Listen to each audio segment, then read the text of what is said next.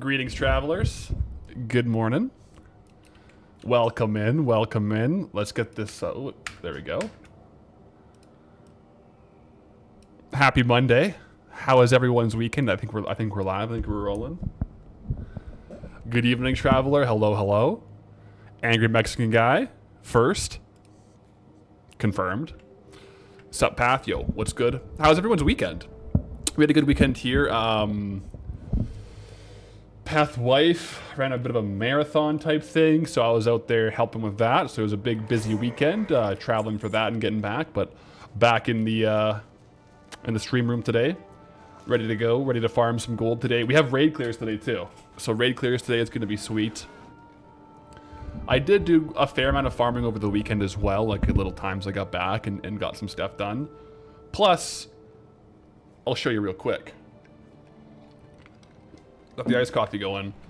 I did end up doing the Stranglethorn Bale fishing tournament, so I got the trinket.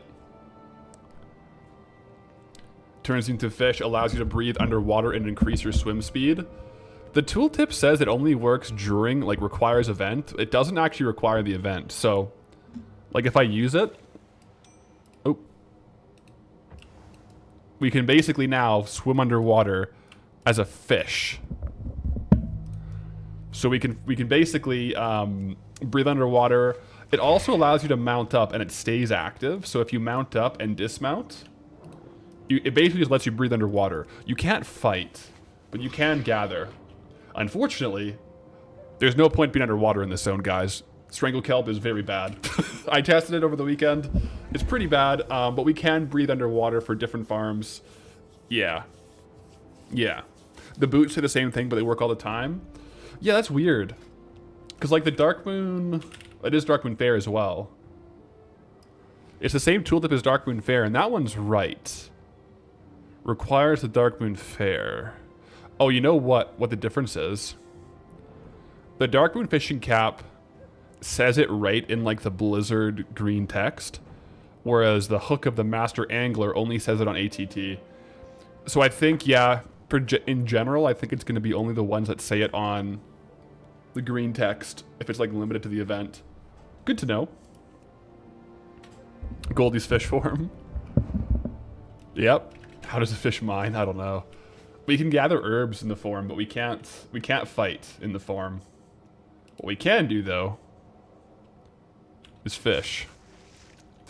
Because Darkmoon Fair is up, guys, so we want to make sure we're maximizing our time on the fishing hat here. Good morning, travelers. Yo, yo. Had a Pathway Fair in her mountain marathon. Good. She did well. Exceeded expectations. She is, I think, pretty tired. She's been sleeping. Knees are a little sore. Yeah. But no, she did good. She did good.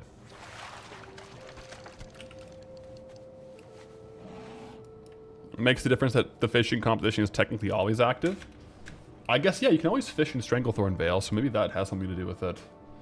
It definitely could. Definitely could. Either way, we can now breathe underwater if we have to. It doesn't seem like we're going to want to very much, though, but we can. So it's good to have. I'll probably leave it on, like leave it equipped for now, just so we have access to it.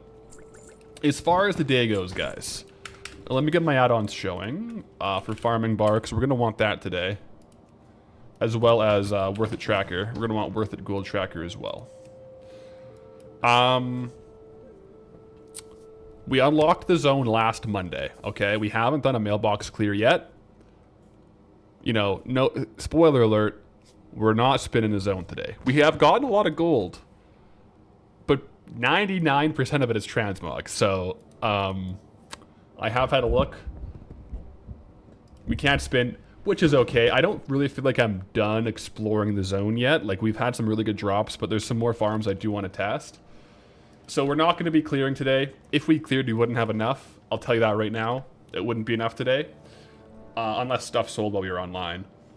But we'll get farming here. I have a couple ones I want to test, as well as raids today. So actually, I need to go...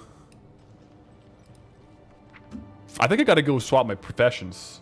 I'm trying to think of where the best spot is. It's probably up north in Dustwallow to drop enchanting and grab skinning. Oops. Yeah. Let's go to Dustwallow for the profession swap.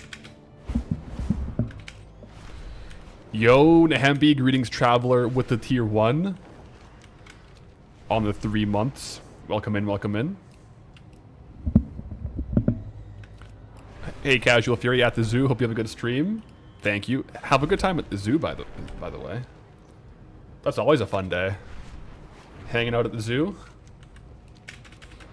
We've also, I mean, I'll talk about it more later, like when we end stream today. This week we got like a lot of, it's a sparse week of streams. We're probably, I thought I was gonna be live 3 days. I completely forgot we have a family wedding this weekend that we have to drive to on Friday. So we're probably only gonna be live Monday, Thursday this week. So it's gonna be a light week of streams, unfortunately. I thought it was gonna be Monday, Thursday, Friday, but I totally forgot there's a family wedding that we are going to. So, there's that. But we have today. We have today, and then Tuesday, Wednesday is like a personal kind of like memorial event thing. No Patholorix hardcore. We'll see what we do on Thursday, whether it's Goldbound or hardcore. If knee-jerk reaction though, if we only have 2 streams, I might end up doing Goldbound Thursday. We'll play it by ear. We'll play it by ear. Just letting you guys know. I'll talk about it more before we end, or when we end stream today, which won't be for a while. We just started. But we'll kind of get some plans in there. Gasp, what in the name of Azeroth am I going to do now? I'm sorry, guys. We'll be back the next week. Well, it should be a full week.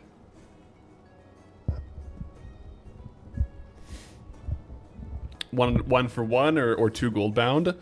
GS, I think I'm gonna leave it up in the air, but probably 2 Goldbound. I think if I'm only hitting 2 streams in a week, I would rather get more time on Goldie. I still have a backlog of editing for the hardcore character, so missing a week of the hardcore streams won't delay the edit of like the hardcore videos. So I might end up doing 2, like Goldie on Thursday, but we'll see. We'll see. Okay, let me just make sure I can disenchant anything that I want to disenchant before I unlearn disenchanting. Wait, there we go. Vendor everything first.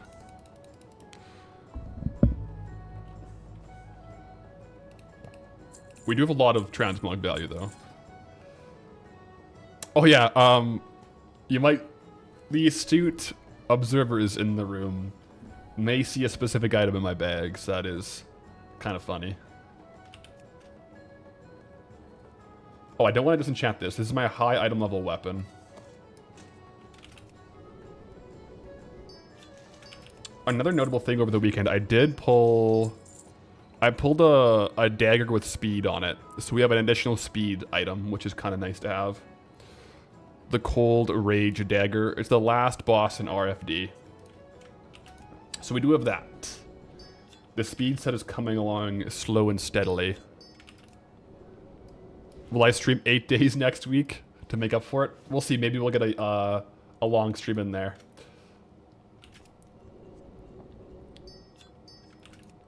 I guess depending when I get back Wednesday. We'll see though. We'll see. I'll plan for 2 this week.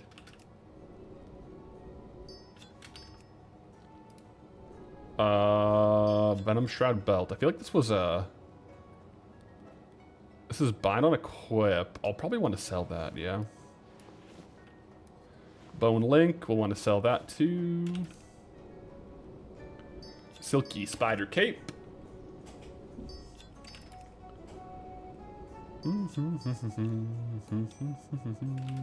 Well, actually, that's a vendor item. Burst of Knowledge. Okay, yeah, actually, I want to equip this one instead of Fury of Angerforge. Fury of Angerforge is one I don't want to vendor, but I would rather have the fishing as well as the speed trinket. Yo! Core of Chips, greetings traveler with Twitch Prime. 3-month streak. Appreciate the Twitch Prime, brother. Glad to have you here. I got a lot of random items, but that should be good here. So I think now everything I wanted to disenchant, I have indeed disenchanted.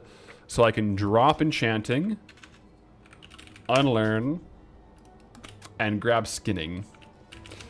This is a unique situation where I probably will low-key level up skinning in the new area because it is like a really high kill rate area. So let's head back. Did I get both levels of skinning? No, just in case. Especially over here, I want to make sure I'm getting Cataclysm versions of all my profs. Just in case. Managed to grab a Shadowcaster's robe by swapping between War Mode on, War Mode off. Crummy time with War Mode on and off.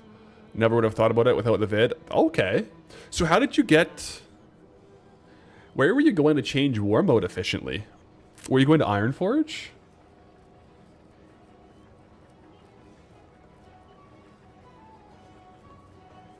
To like force spawn the new mob. That's a good way to get extra kills. I wonder what the lead like. That's a good point though. I wonder what the lead time. Because the Shadowcasters, if you can swap to War Mode on, you'll get a new set of mobs, right? But I would have thought flying to Stormwind would have, or like a rested place would have taken longer than waiting. But I guess they do take like a long time to spawn. Cataclysm insurance, exactly. We don't have mining, but at least if we have Cataclysm levels of things, it helps. Human Mage with Hearthstone set to Arathi. So TP to Stormwind for War Mode and Chromie. Okay, yeah. Actually, that's a good idea. The Mage has TP. Yeah, that works really well, actually.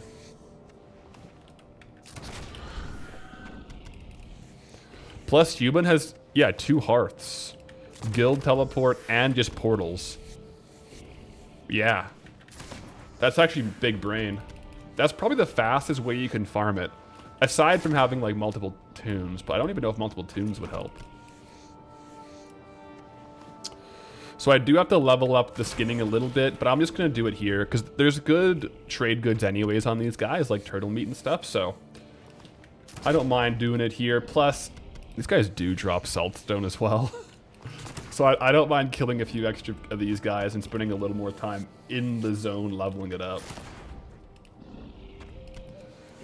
Yo, Annie42, greetings Traveler with a Twitch Prime. On the hype train too, actually. Level 1 hype train.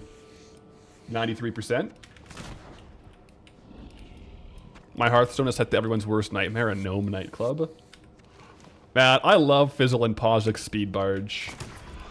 We were doing a quest for Fizzle on Hardcore, and if you watched the Badlands episode this morning, and Fizzle, he's still thriving, you know? They say a good businessman will, you know, meet the demands of the environment.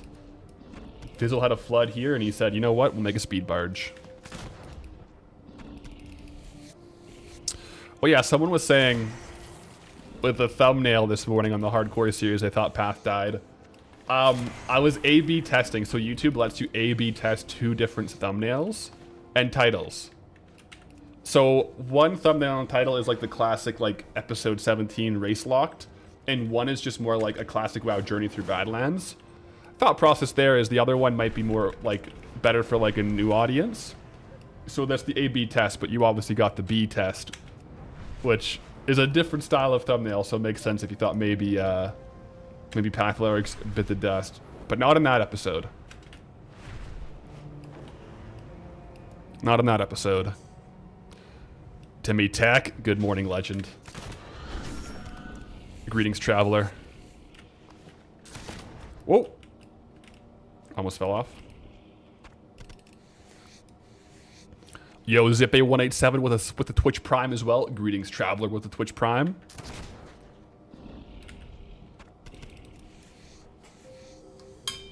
Good evening. Good evening.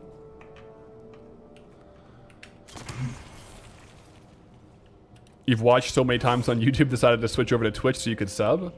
Well, I appreciate you popping over with a Twitch Prime. Gotta use the primes, right? But yeah, today marks the inaugural day where we do swap over to the steady farms. Dare I say we have filled our coffers with transmog from Thousand Needles. A lot of... We've filled the coffers, yeah.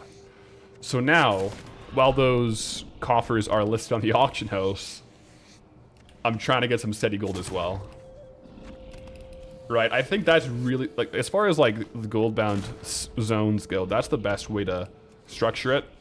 Front load Mog, so that while you're selling the zone Mog, you can do, like, the steady farms. Sometimes it's not as stark as this. This one feels, I think, a little more stark because we had to roll enchanting for RFD to make it really efficient, just like with the disenchanting, right? Whereas normally I could more so bounce back and forth between like dual gathering and dungeon farming. But since I had to have... Oh. Yeah, since I had to have enchanting, I couldn't really have skinning.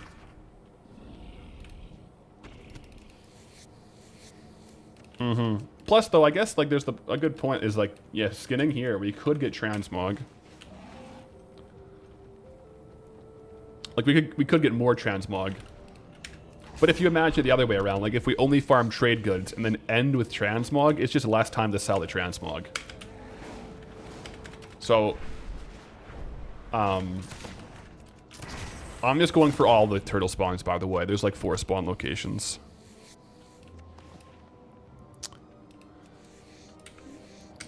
So yeah, that's the move. Hey yo, good luck today. Yo, thank you. So far, day is good.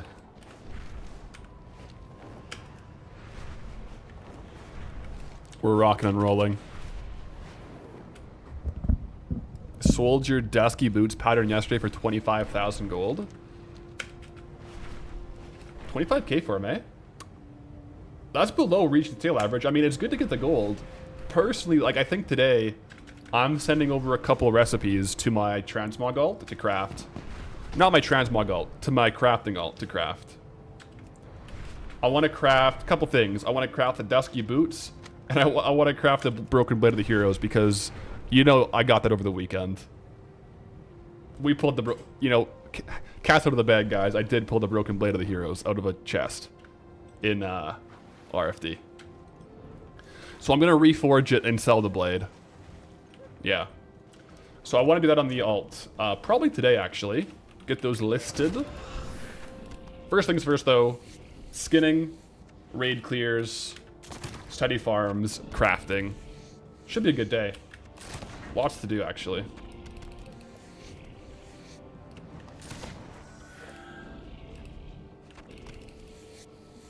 How did those turtles get up there? Probably the flood, right? Maybe like the flood waters went high and it came back down. There's a lot of dead turtles though. You'll see like rings. Where are they? Oh yeah, these turtles are all dead.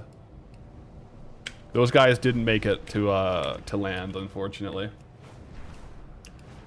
Now I'm wondering if doing those 4 spawn locations, if this kind of area of turtles has respawned. If not, I have to add in 1 more beast location.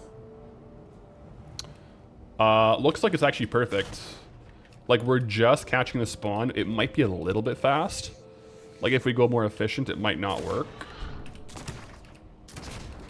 But we're leveling up. And we're getting clamps, so. So, new zone pretty soon? Hopefully. Hopefully. We'll see. We do have 12,000 raw gold, too.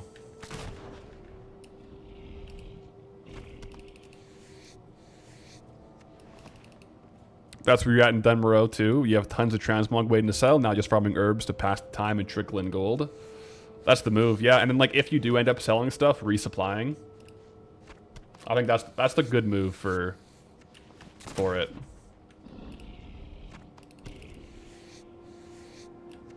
I think we might actually be a little bit too fast because these guys aren't spawning very regularly. So I might have to put one more little farm location in for a skinning loop here. Ideally, I can just do all turtles. But I might have to put in some of the, maybe like one of the more populated serpents. Oh, my bad. 1 second, let me get back up there. Because, yeah, these guys are not spawning fully while I'm here.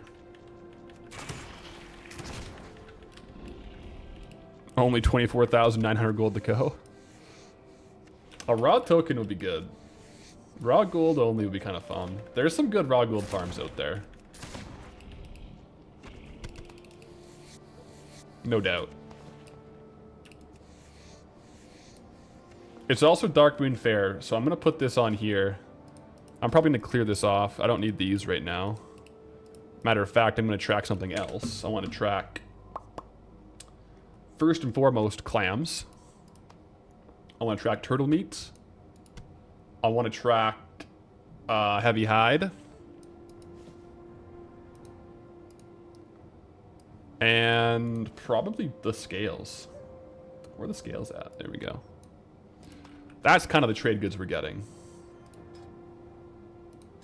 Let's also make sure we're tracking treasure. I don't think I was.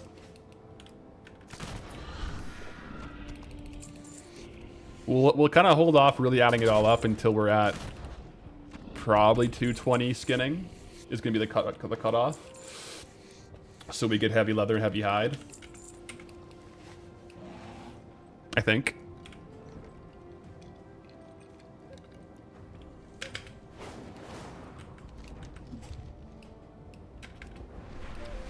Yo, Valo, greetings, traveler. I mean, honestly, so far this zone has kind of, by far, exceeded expectations. I had pretty low expectations for this zone, all in all. Oh yeah, I was going to track the hat, too. 1 sec. Let me take... What do I want to take off? I can add one. Let me add one, actually, to farming bar.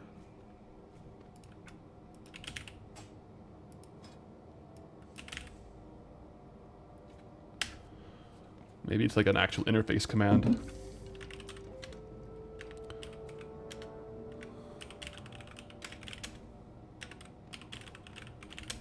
There we go. Configure appearance layout.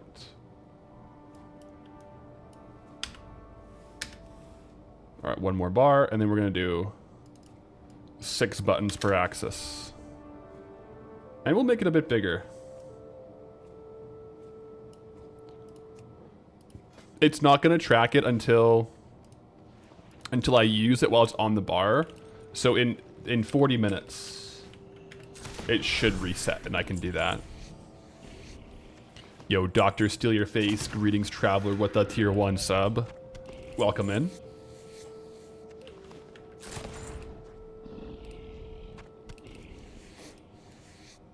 Any swords from Iron Eye or Crix yet? Haven't gotten the drop yet. I got a couple more kills, but no swords from those rares yet.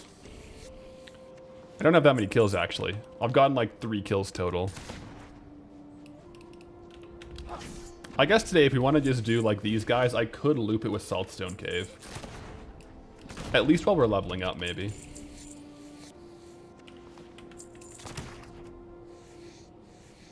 I think for hyper gold value zones, you can add additional challenges or punishments based on we may be helping with subs or so forth. This is a suggestion. I think it'd be cool. I do think.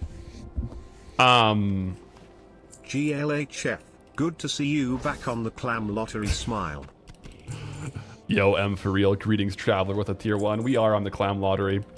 Clams are valued pretty well right now, though, so I don't know if we'll be opening them.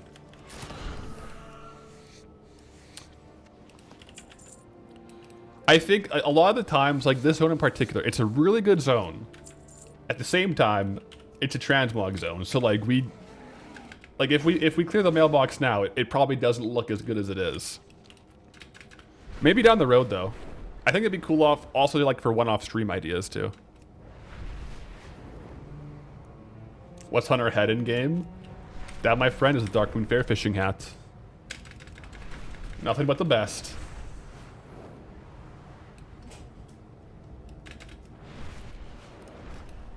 Dark Moon Fair is indeed active again. So every hour today we'll use it. I guess it has the same appearance as the height fish cap. Cool. So yeah, guys, until we're at like 200, I might actually just do like the 2 main spots and then 1 Saltstone Cave run. Just run that back and like back and forth. Once we're at 200, I want to actually test like the maximum gold per hour of skinning, and during that I won't do the transmog. But while leveling, you know, may as well try it out a little bit. Go for a couple extra saltstone pieces.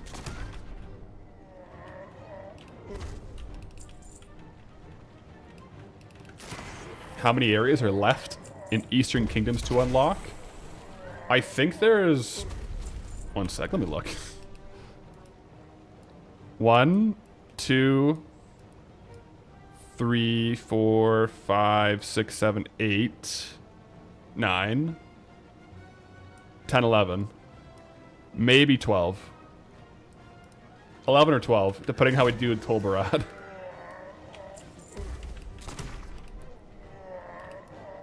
Not bad. Still a few, though. There's definitely more in Kalimdor. In Kalimdor, we got...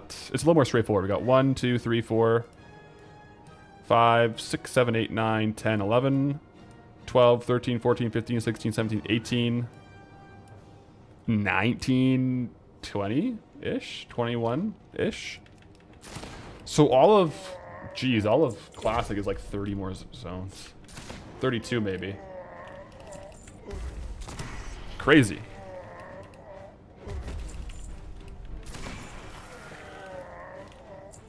Have I tried the chicken from the vendor yet? Kill the wizard by the pirates and be able to buy chickens?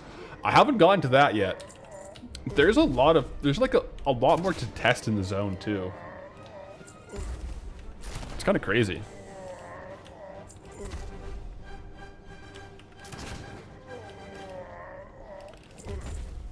How valuable is the chicken?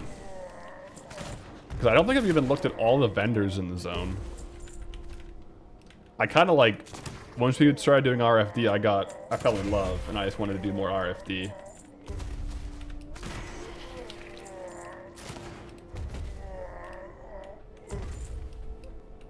Yeah, these guys drop some stuff too. Like, there's actually a lot of ATT noteworthy drops here as far as like unique appearance.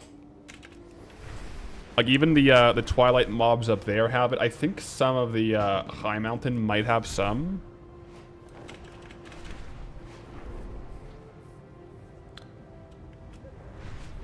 But it's kind of nice to test as we go. At least from like a content creation perspective, because it's... If I end up testing like initially like 10 farms, it gets confusing in my head on how to organize them. Like 25 gold for a basic level 1 chicken. Not much, but cool for the video. It is kind of cool. I wonder how fast they sell. We'll have to look into it. Oh. I don't think I was going to fall there, but I did throw down the grappling hook just in case. But yeah, so far no crazy drops from these guys.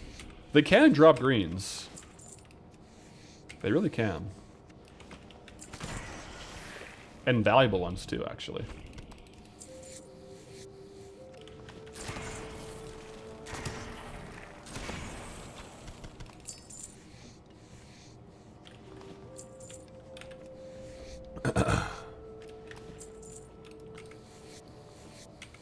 Already at 29 clams. I wonder what the turtle meat's at now. I got high hopes for once we're at 200 or more skinning. I got high hopes for this one. I do think we'll have to do the 4 major turtle locations. Well, the 2 majors and the 1 minor, like for an actual farm. And then, honestly, probably just like work in one of these like rooftop areas just to add time for more skins per hour. I don't think there's turtles here. There's one. I don't think it's worth stopping for one turtle.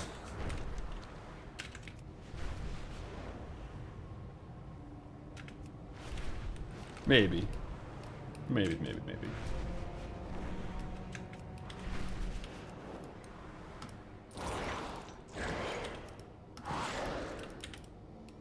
That was a big fail. Can you keep looping around the turtle spawns, or do you have to wait for the respawns? You kind of have to wait. So like the main ones, like the two spots, like that have like, oh geez, I keep jumping off the side. The two spots with most of the turtles, like this one here and the other one up there, you definitely have to wait. But it is the highest density. There's a couple other spots you can add in, but I think ultimately we're going to have to add in some non-turtle beasts for like a skinning only farm. Right now though, while I'm leveling it, I'm just going to do the two major ones and then go over and do a saltstone clear. Because these right here are the highest density by far. Like really good gold.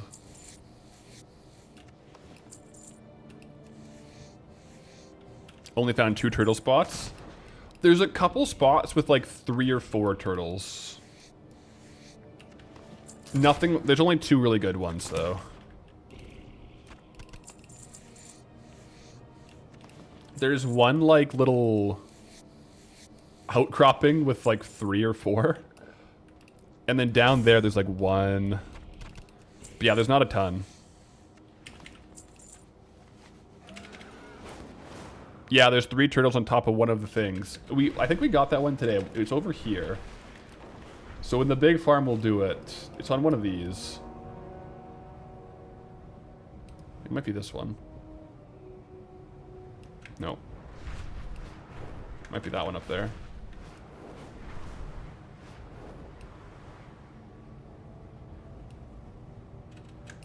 I think this could have 3. Maybe they haven't respawned.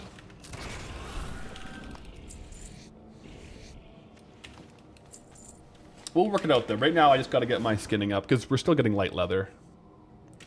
Also vendors though. Also vendors. I think realistically though, for testing I'll do only skinning, but the average time farming this, I'm probably just going to do the 2 main spots and saltstone. That seems like a really good mix of trade good and transmog.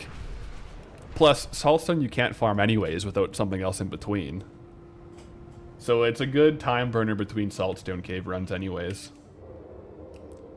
The Admiral's Den, I should say. I think someone's here.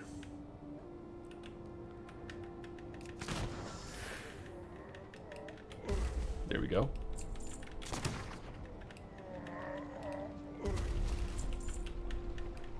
Good afternoon. Yo, greetings, traveler. Good afternoon to you too. Hope you had a great weekend. Oh, yeah, okay. I haven't been looking at my mini-map for treasure, so hopefully I haven't missed too much. Symbolic pauldrons. I do have one of those on the auction house, but that's a cool piece. I kind of find... Oh, yeah, I forgot you could do that. Wow. Very cool piece. I find once you get into this level of, especially Kalimdor zones... The transmog is not only valuable, but it actually kind of looks good. I feel like Eastern Kingdoms has some valuable transmog, but it doesn't necessarily look too amazing. Also, guys, Trial of Style is on.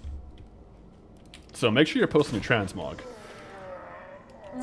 Trial of Style, you can sell some like 1 to like 5,000 gold transmog because someone's just looking for the exact piece to fit their set, so... If there's ever a week to post, it's now, guys. Make sure you're posting your transmog. PSA.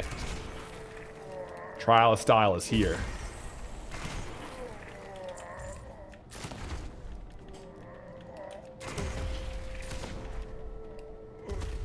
We've been listing. It's also Dark Moon Fair. Trying to get the Saltstone chest piece. I love the Saltstone set. I have to double check my alt. I think the only pieces I haven't gotten are the two most valuable pieces. The leg plates and the bracers, I think. I could pull up the auction house and look, because it'll show me if I have any on my auction house character. I don't think it would leak the name either. Yeah, I love the Saltstone set. 10 out of 10 set for transmog.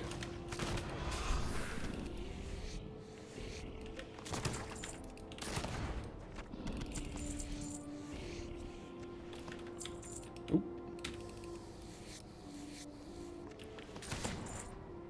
See, I have like, I think 4 of the boots. I don't think I've sold any Saltstone yet though.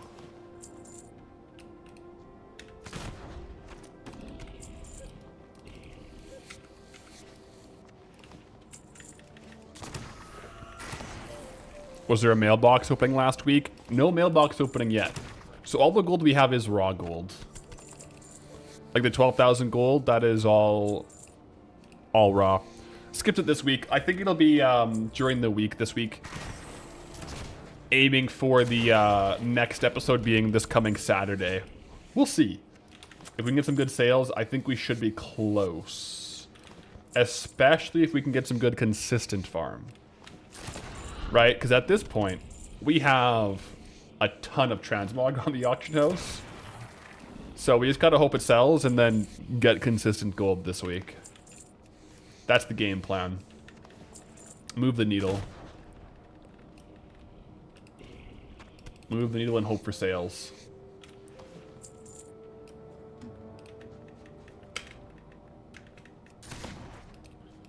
Luckily, the token isn't really going crazy as far as price. Oh, there's one more still.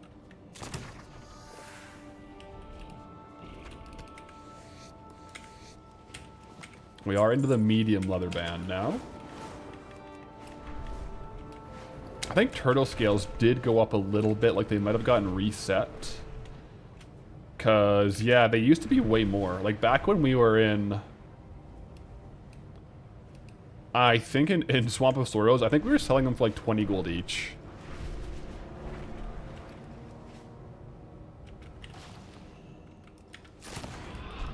How long does a cancel scan take for me? Yours takes several minutes for only a few hundred items.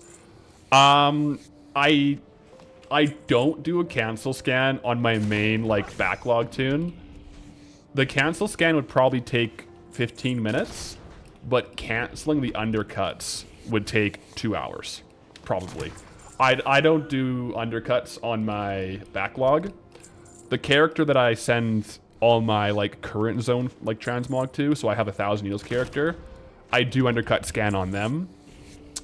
For that, I prefer to use Auctionator, and it takes me to cancel.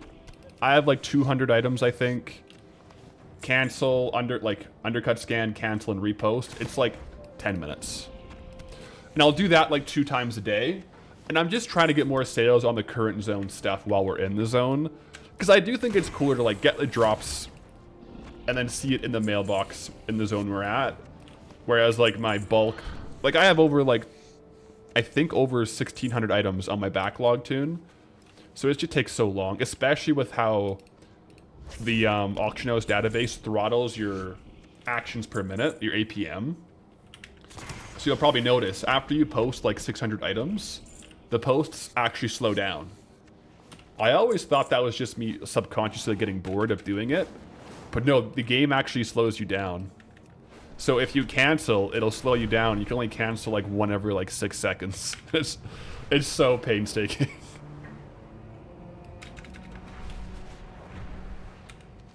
Cancel scans are so boring. Just posting auctions alone takes so long. Yeah. I think probably the move, like if you aren't doing a challenge like this, what I would do, personally, is have 2 different characters. One character, you send like your set and forget transmog. Stuff that's like not super high priority, like slow sell it. and one that's like high value or like fast selling transmog, and that character is like the best transmog items. Like you want to undercut scan those ones and do undercut scans on that character, and he might only have like 150, whereas your other character might have like 1500. So just send like the best transmog to one and do scans on that one maybe. That's what I used to do, and kind of what I do, but like now it's just for this one zone. That's exactly what I do. Real ones though, yeah. Once you've been posting for a while, I feel like it's the point that a lot of goblins get to. It's like they either have a separate tune or like you can also make it so you have separate like TSM groups. So even if you post all your items on one character, you can set a group for like your priority items and only undercut scan that group. You can do that too. That being said, I just prefer the undercutting on Auctionator. Or is it Auctioneer? No, Auctionator. Because TSM, what happens with TSM is you undercut scan, and say you have 1,000 auctions, it'll tell you 70 auctions need to be canceled to be reposted. And you have to go through and either skip or cancel. There might be a way around this. Whereas Auctionator, you scan and it just highlights the ones that have been undercut, and you can scroll through and just click on the ones you want to undercut. So sometimes what I'll do is I'll undercut scan, sort by highest value, and like repost the high value transmog.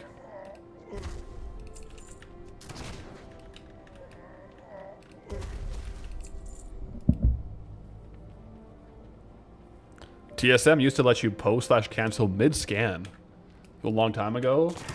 That is a goated feature. 100%. Let's just do one lap around real quick for the rares before we go back to the turtle pools.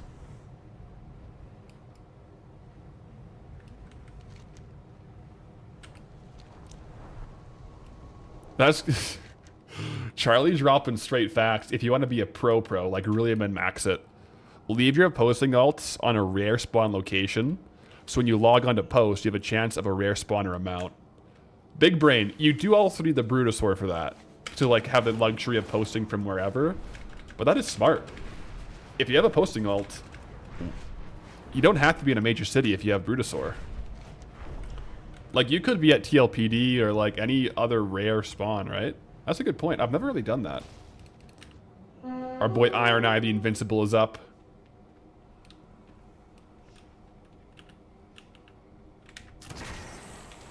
Do we get the Blade of the Basilisk? Nothing. We can skin him, though.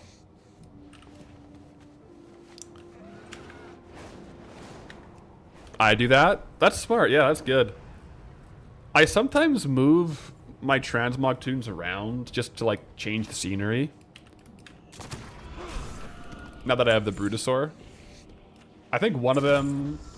I mean, I've had to swap my transmog alts just to do for like different reasons, but I think one is like in Dornegal. I haven't been there in a while.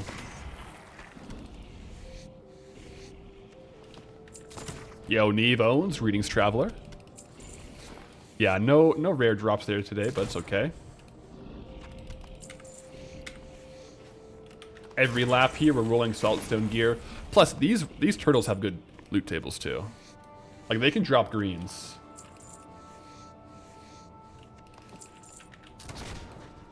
Park it next to a certain vendor in Moonglade. Oh. Yeah, limited supply vendors are a good move, too, for transmog alts. Or for posting alts. Mounts, yeah. It's like in RuneScape, when you're at the Grand Exchange, always go to world, like, 301 if you're on free-to-play. Because that's where the drop parties happen. So sometimes when you're at the Grand Exchange, people are just like dropping like rune skimmies and stuff. You can grab one.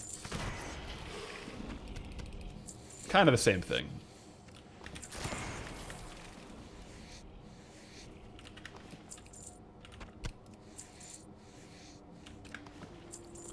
All right, we're at 141. Pretty soon we should squeak over into the heavy leather band. Probably like 170.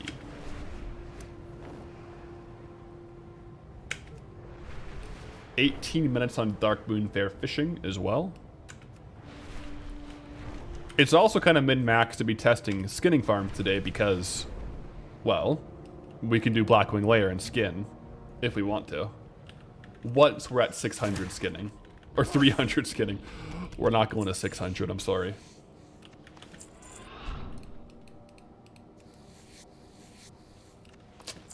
That was actually too long or too quick of a loop. These guys aren't all respawned yet.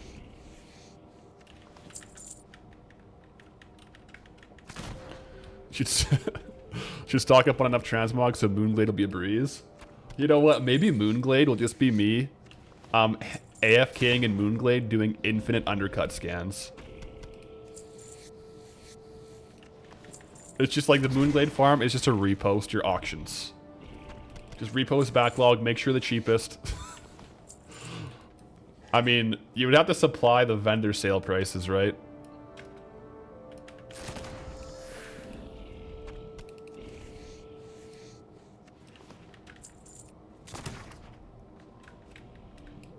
On Max Worlds, you make more money helping people buy past trade limit over drop parties? Really? As like a broker? Because like there's a gold cap, and if something's from more than gold cap, do you like act as like a broker? That would require a lot of trust. Oh, never mind. Buy over trade limit. Never mind. Yeah, so in RuneScape, you like, for example, you can only sell like 2,000 turtle meat every 4 hours. And if you want to buy more, you'd have to like go to someone directly in like a trade window versus the auction house. That's what the trade limits are in RuneScape.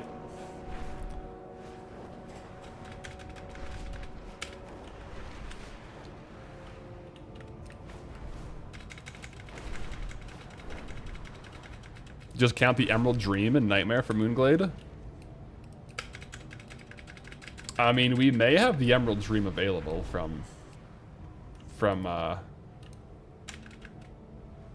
Caverns of Time. Not a bad idea, by any means.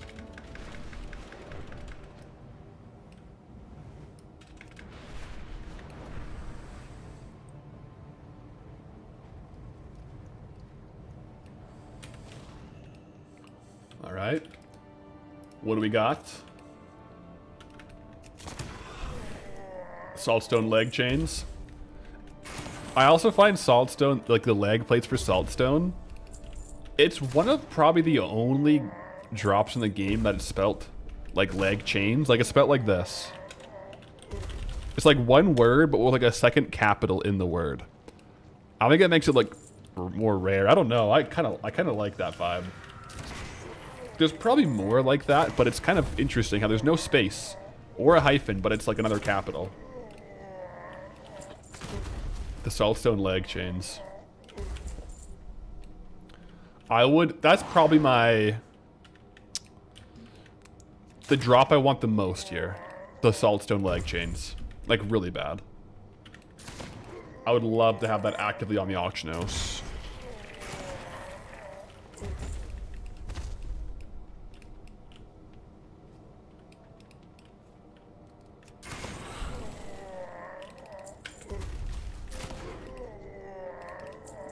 Wait, is that camel case? Is that kamikaze? Or is that's different? Camel case.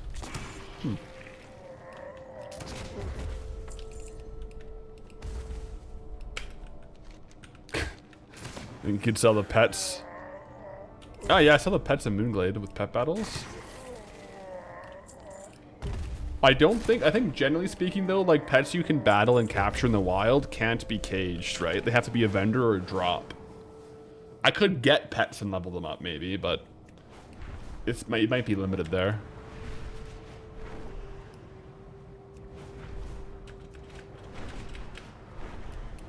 Yeah, people need expensive items for clue steps and don't want to pay the tax, so they pay you less.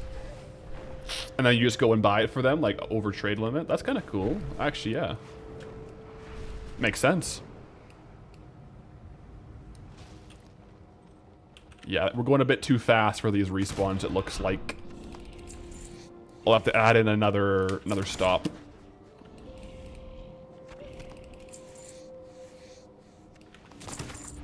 Oh. Are we into the heavy hide now? Yeah, we're getting heavy and medium. As we level up skinning here.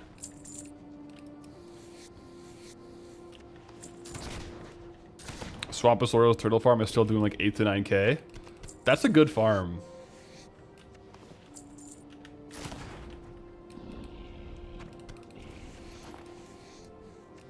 Well, that one. I feel like there was a while there where the Swamposaurus turtle farm, it was like for a bit there the clams were way overpriced and the turtle meat was, then the turtle scales were, and it's just like the variety of trade goods you have.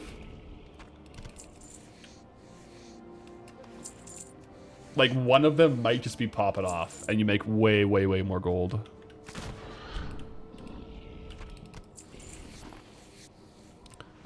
Isn't Zul'Gurub Leather Farm the best? That one varies too. They're both very good though. I think the Swamposaurus Turtle Farm and Zul'Gurub Skinning, I mean one is classic skinning, one is Kata skinning. I think they peaked both around 15 to 18k. They're kind of similar.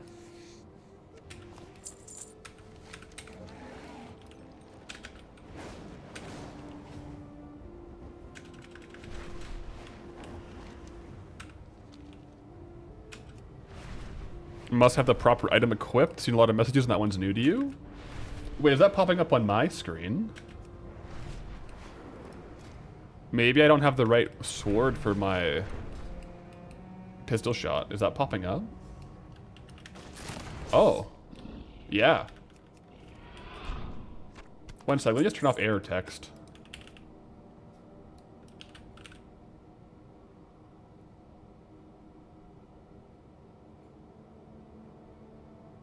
I thought you could just turn off error text.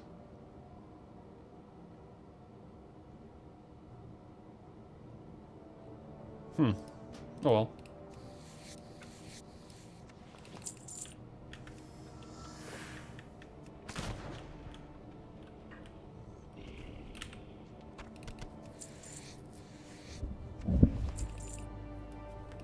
Yeah, I just equipped a new one. I got a dagger for speed, that's why. But it still allowed me to shoot the pistol shot though. But yeah, the reason I equipped the dagger is because it has the bonus speed.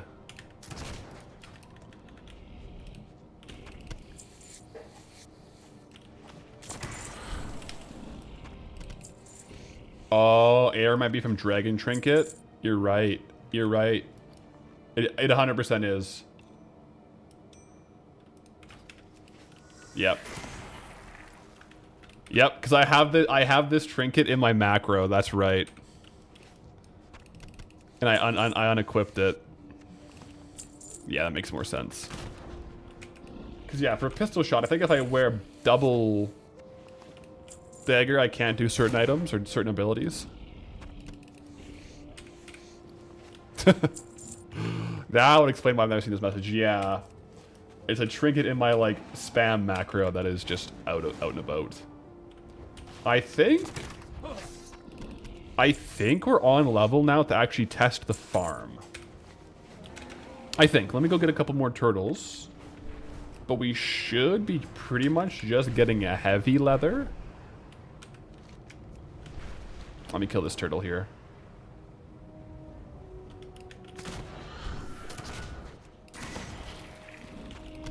There's also a couple down there on the ramp I could go for.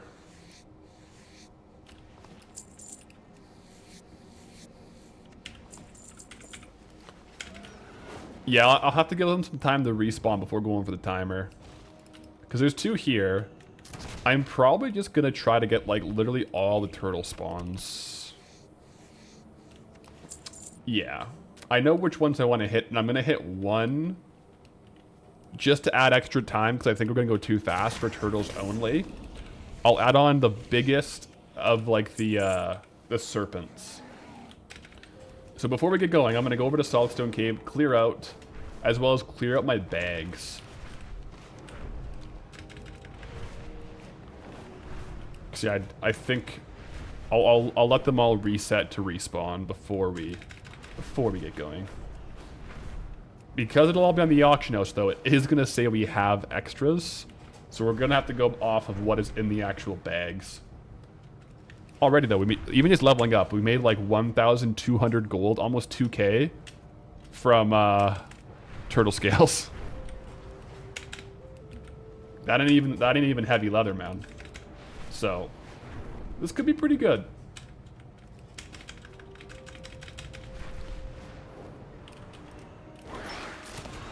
Yeah, we'll let the turtles respawn with a clear here, and then an auction house post.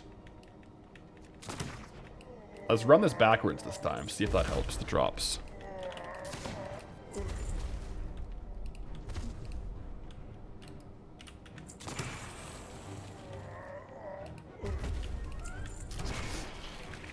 Up like 1,300 gold, just turtle scales. Mm-hmm. The scales are good. It kind of duplicates the drops you get from these mobs. Not duplicates, but like, there's just so many trade goods you're pulling.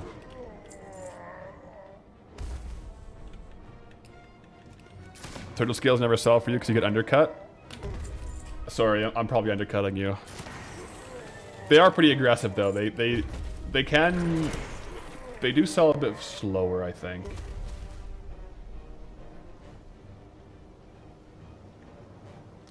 Yeah, only 1,200 sell per day, so it's not like a crazy high sale rate compared to like 60,000 of heavy leather.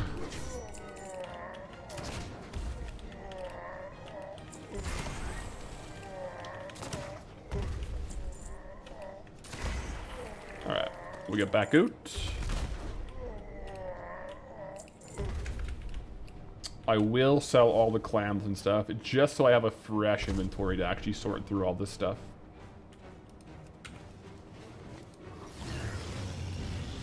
Okay. May as well just sell all the leather we just got leveling up.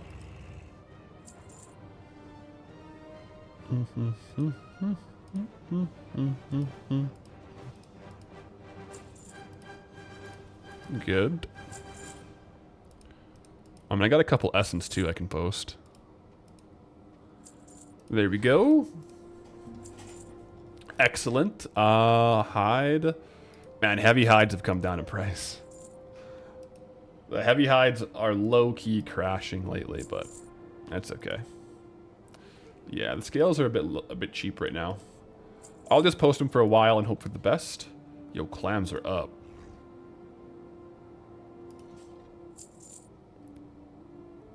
I don't expect them to stay at that price.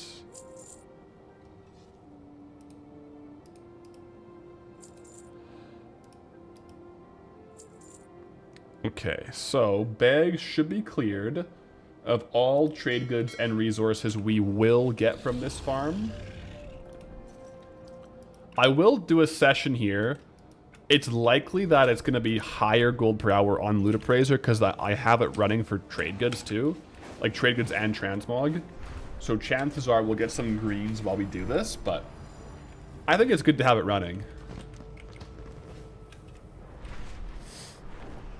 Heavy hide was like 120 for you yesterday. It can vary. Cured hides are often a lot more, but they sell so slow. Like cured heavy hides, I'm still selling off a stock from, I think, Dustwallow. All right, guys. Ooh. Dark Moon Fair hat in 4 minutes. I kind of want to use this before we go. Let me just do a quick run and check on rares, because I would like to use the hat before we get sunk into a farm test, so I'll real quickly just do like a quick rare loop while we wait for the hat. Iron Eye's probably not up yet, because we just killed him.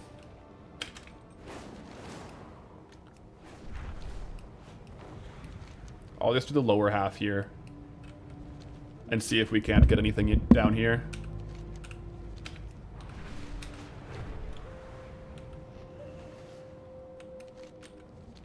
Oh, he's up. Grix is up. The one time I probably should have this trinket on. Well, you can't fight while a fish, so.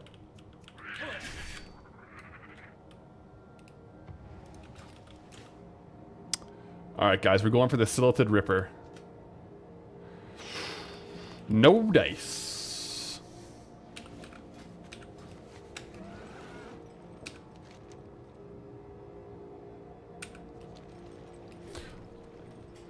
The Turtle Skull armor sets leatherworkers make were a great boost when you can make them in Classic. Yeah, I feel like Turtle Scale set was actually goated back in the day. And I think that's very true.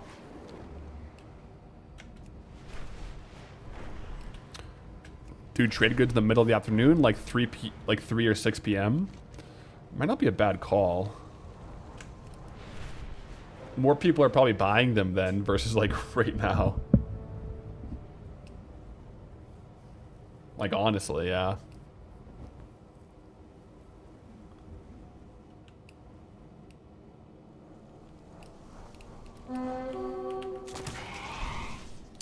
Oh, that's good. This guy doesn't have any like crazy individual items, but he does have a couple good drops. Like the embossed plate helmet, that's like a 2K market value item. Worth tagging him for sure for a chance at that. Pop up here, see what these guys are up to. Yes, he is. Rack is up. Huntsman set. Wait, the Huntsman's chest piece. Well, we have it now, but that was one we were hunting for a while.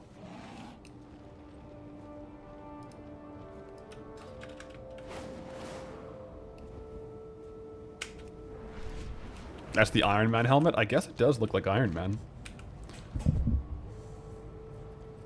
How's the farming going? Is Transmog selling well? We shall see. Haven't let a full mailbox clear yet.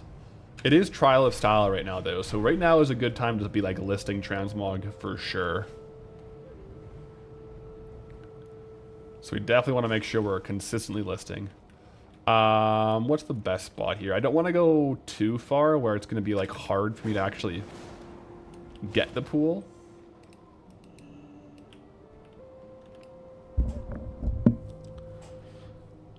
Dark Moon Fishing Cap. Min-max it as soon as it's off cooldown and we use it again. Perfect. I will burn one for this farm. I think it might be worth it. A Dark Moon Firewater. Technically 200 gold down the drain, but we're testing it out, so let's just do it to the max. All right, guys, lock it in here. We're testing the zone-wide skinning. Let's go.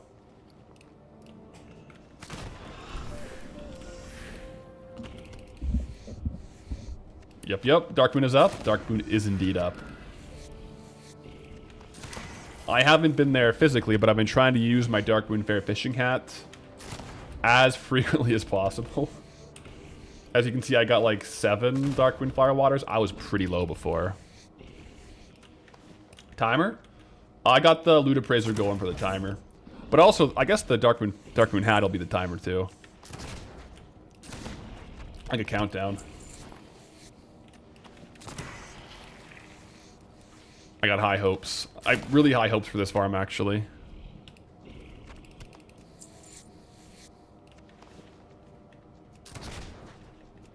Don't know why I asked. You knew I'd be vague. Hey, I will say it is a good time to sell Transmog. It is a good time to sell.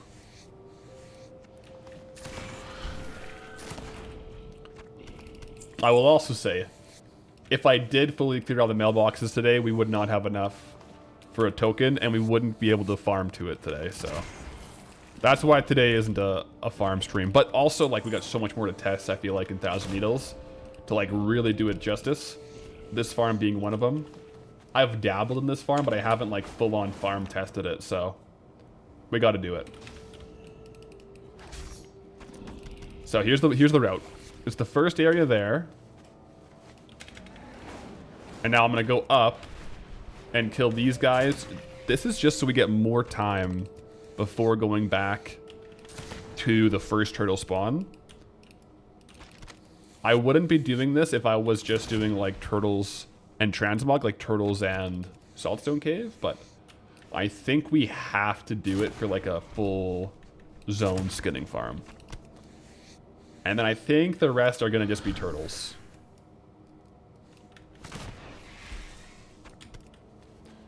Now I'll beeline it straight to the other good turtle spot.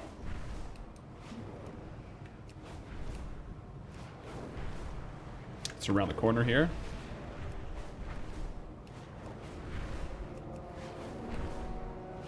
Drop it down. Here we go. We'll see. If we come around to the very first location again and they're not all up, I will have to add in one more non-turtle kill area. So that's to be determined. I got hopes though, I got high hopes. Someone undercut Inky Black potions to exactly 3 gold like 2 days before the fair opened up. That's crazy work. I mean, like, I get undercutting for competition, but like undercutting to at or below vendor price pretty much is like, what are we doing? You know? What are we doing?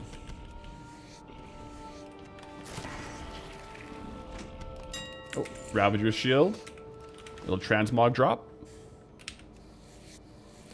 On EU, they're cheaper than vendor price. I mean, like, that sucks. But, like, as long as you're not on a challenge, I feel like you just buy that out, no? Like, as long as it's below vendor price, you should... Like, it's just a good deal, right? Unless it's always below vendor price, then that's kind of crazy.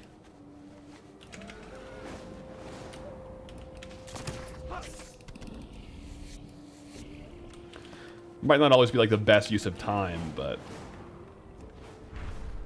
Alright, then there's 3 on this little area here. 3 turtles.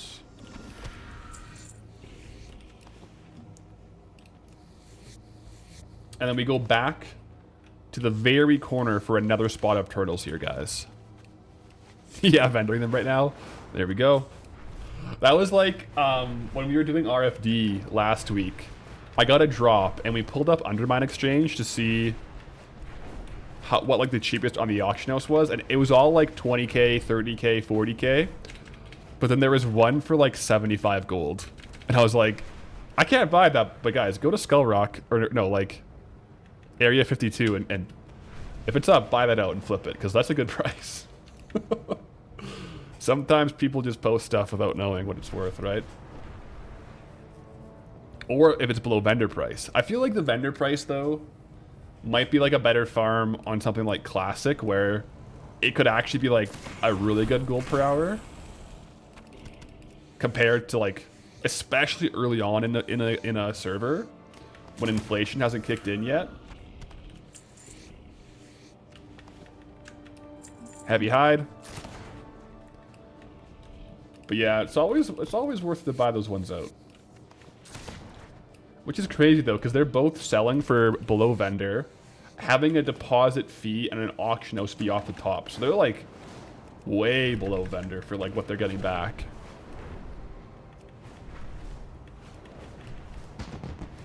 There's lots of small islands with a couple of turtles.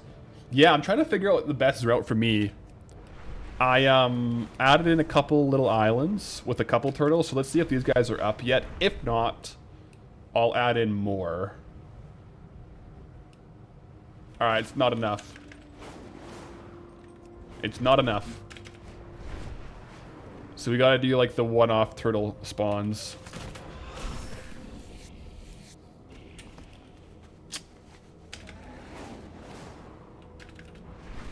Honestly, I think I might prefer these. Add another one of these, a couple of these guys.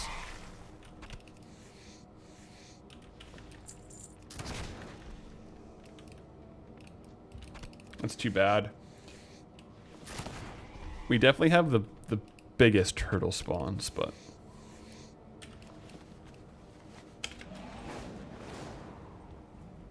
Got a couple of these.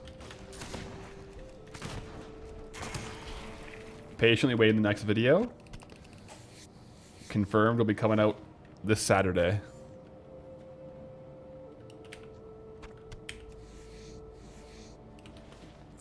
Alright. There's probably more on these like little areas too. Sometimes.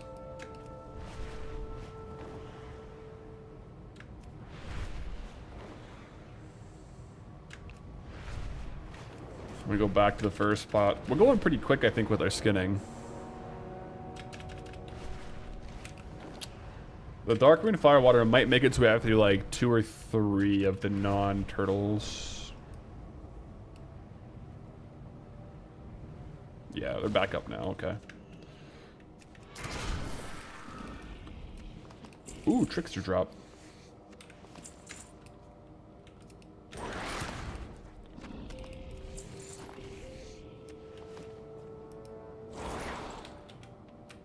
Oh. Can you skin the Wyrens up north? You can. I think that might be a different angle because they're also surrounded by like a non-skinnable mob that you can kill with like a specific drop. So I think that is a good angle, but I don't know if I'll go all the way up there for this. Probably could.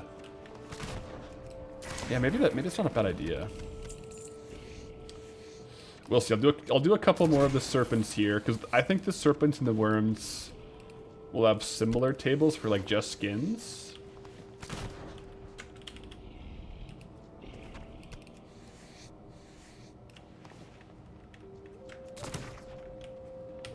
Mitefish isn't considered a crafting item. It doesn't go into the reagent bag.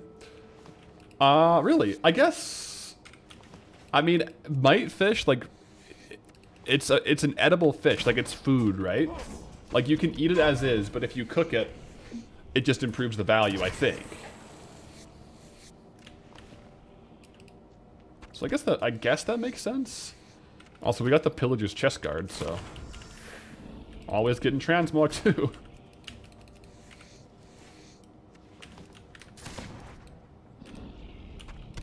So the loot appraiser is going to be going crazy because we're getting transmog drops. We're not actually getting 90,000 gold per hour. I mean, market value we are, but not like real gold.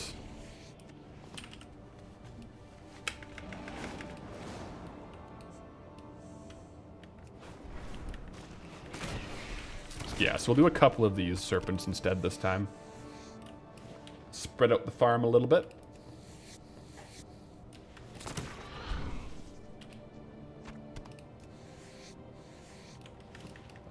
Yeah, these guys are still respawning.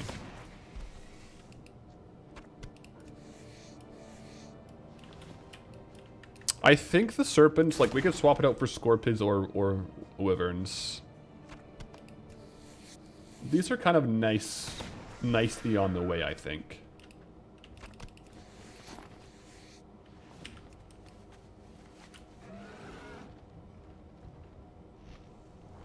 Yeah, these guys aren't respawned yet.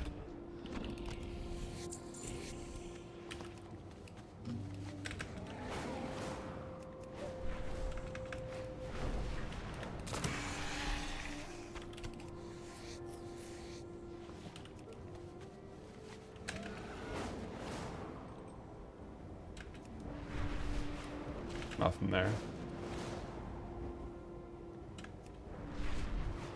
I'm a bit worried the next area here might not be full cleared. Or not, might not be full respawned. More or less is actually.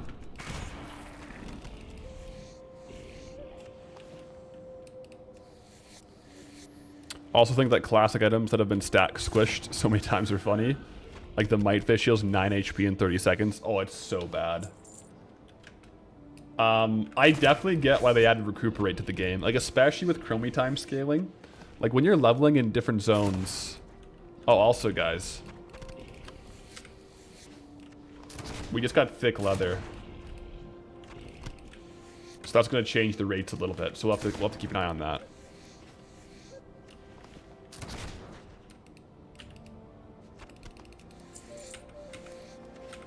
How much is thick leather worth?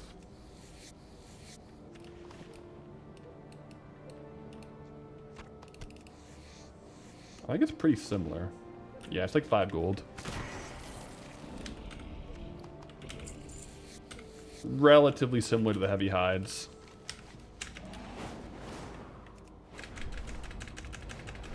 Let me check the wyverns. I want to see if I want to do this. I have to reset now. I didn't realize we unlocked a new trade good at 275. I kind of forgot about that. So I have to do a new hour of farming because it'll be skewed, right? Because yeah, the wyverns aren't bad. The thing is, they're with all these guys here. What do they give? Yeah, thick leather. I think I might prefer... Well, it's not bad.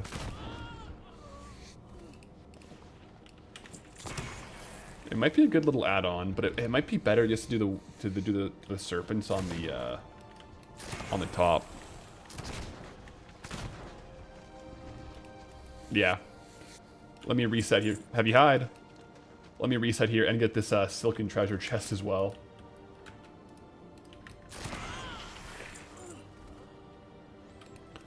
Yeah, so 275 is the breakpoint here. Whoa. Furin's Boots. 1,000 average sale price, 10k market value. Not bad, not bad. Not bad at all. We haven't been getting too many chests here. I think we'll get more chests as we're farming like out and about, right? And by chests, I mean like world chests. We got a ton of chests in RFD, but those are like dungeon chests. The more we farm outside, we'll just get more and more of these. Okay, so we got to reset all this because we got a whole bunch of materials that are going to be biased. Vuren's Boots? Hey, maybe. Love a little chest blue. It's good. We don't have that like on any of our drops so far, so that is a new piece of transmog. So that's good. Okay. New session. Reset. Rewind. I gotta think too. I gotta think because we are doing way too big of a, or too fast of a loop for these spawns.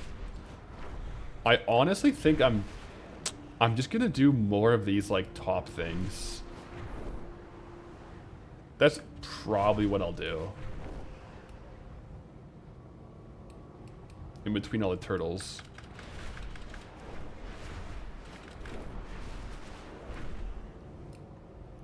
Because yeah, even these ones aren't respawned yet, so we gotta spend more time doing non-turtles. I think if we're going kind of slow, it's okay, but the more efficient we are, the harder it will be. So I'm gonna do like most of these little aisles here.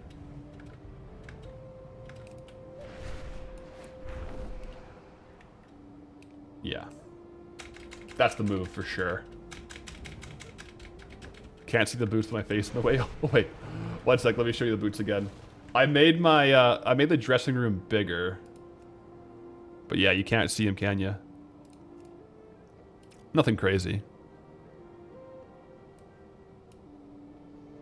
That's the boots.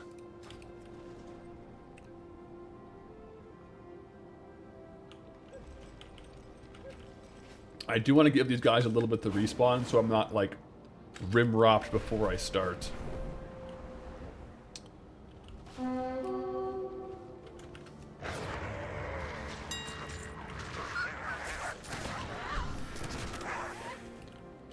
Could do scorpids. Could do scorpids actually.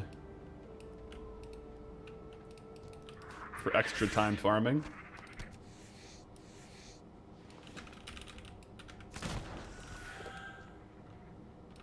Maybe.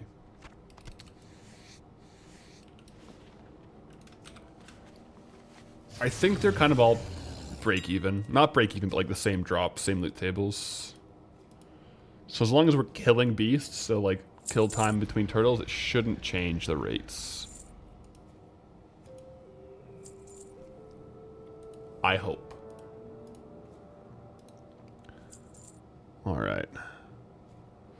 Nothing that we're going to gather is in the bags, so after an hour, which I will have to actually do a stopwatch now as well, we should get actual gold per hours. Okay? I think we're probably good to go here. So let's restart Loot Appraiser. Start timer. Start the engines.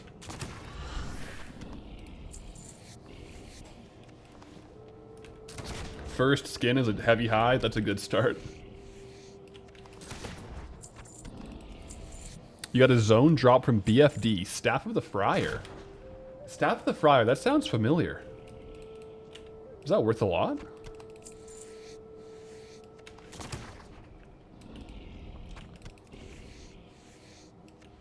Someone was saying, and you know what? So far, it does ring true. Kalimdor dungeons are really good transmog dungeons compared to Eastern Kingdoms. Eastern Kingdoms does have some super farms, but like the average drop on Eastern Kingdoms tends to be quite a bit cheaper than the average drop in a lot of Kalimdor dungeons.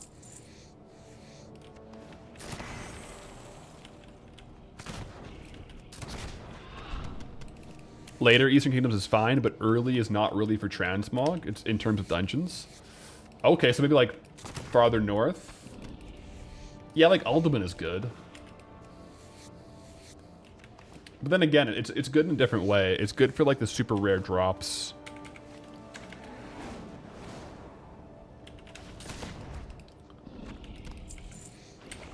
So far, so good.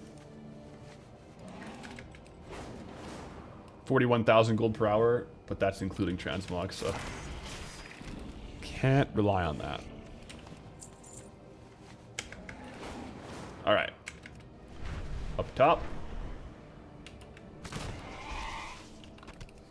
I'll do a lot of these first ones just for extra time. And we're at 300 skinning, so we're pretty much locked and loaded as far as skinning levels go.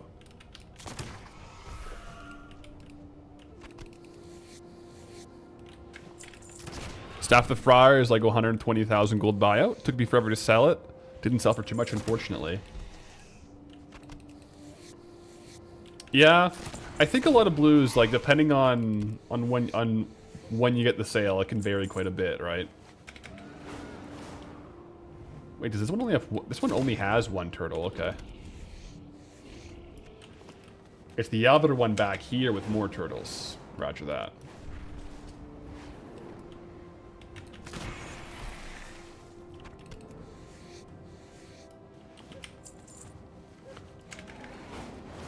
Perhaps, yeah, maybe most of the Eastern Kingdom is like Plague Lands. Plague Lands might be hype when we get there. I haven't personally done too many Plague Lands gold farms, so I'm interested in it. That's true. Sunken Temple is pretty solid in Eastern Kingdoms. Scala too. I think kind of like more so like what I mean too is like, I feel like Eastern Kingdoms, it's all the blue BOEs. Like it's like the super drops. You're kind of going for like 5 items, like Nomer, Alda, Sunken Temple to an extent. Like most of the green sets you get, you're not going to list. Whereas Kalimdor, it kind of seems like the green sets are what's goated about it, and the blues are kind of like good, but like you really kind of going for the green value because you got like the Saltstone and stuff like that. Maybe that does drop in like higher level Eastern Kingdoms too, though. Either way, I'm not complaining about the drops here. Staff of the Friar, the people working in the KFC. Oh, KFC would be good. I'm hungry.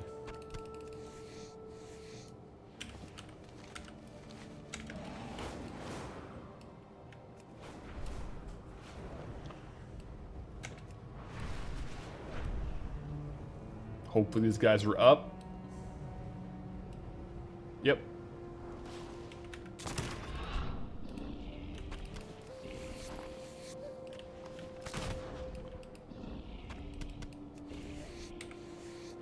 I'm really interested to see what this is going to be. I feel like my estimate, 7 1,000 gold. Maybe 6,500.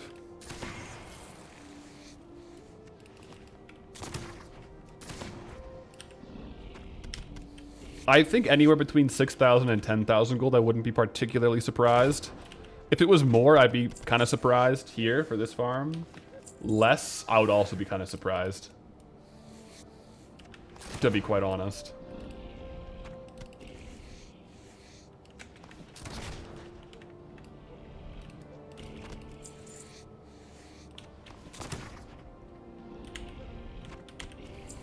Kalimdor is also a bit stacked with Daenerys, Silithus, Ashtamil, and Barons.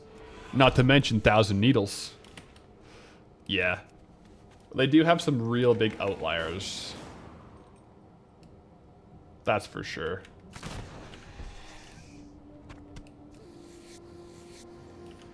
But like it's also like that's like 15% of the zones that are stacked.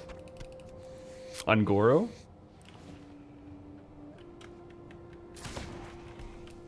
Is Ungoro good for transmog? I never really knew it was a transmog zone.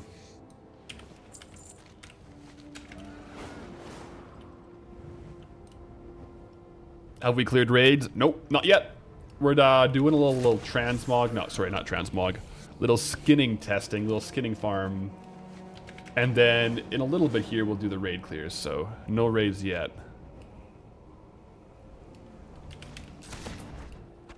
Ungoro's really good for transmog, doing it currently. I feel like Ungoro, I feel like the biggest thing would be mining and skinning, right? Get some arcane crystals rolling. Anywhere with rich thorium nodes is gonna be not bad, right? Favorite secret farm is Ungoro? Oh. I'm intrigued. We are potentially 2 zone spins away from it if we roll Daenerys Ungoro.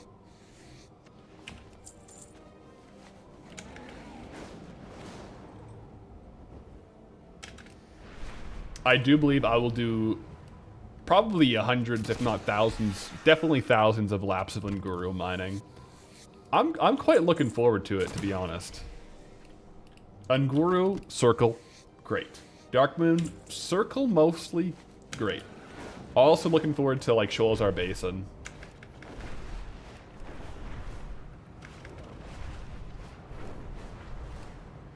Alright, we'll let these turtles respawn, go get the far turtles. Thank you for being so cool. Yo, no worries. Thank you for being so cool.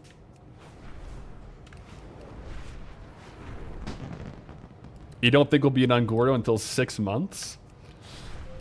I mean, it's 2 zone spins, but right now we have 7 different zones on the wheel. That's 1 in 7, and then it's, if we rolled it, it'd be like another 1 in 7. So I feel like the chances of us getting Ungoro in 2 spins is like 1.2%, give or take. Pretty low. It's kind of interesting though how the odds of different zones really change as we go. Because sometimes there's only 3 zones that we can spin.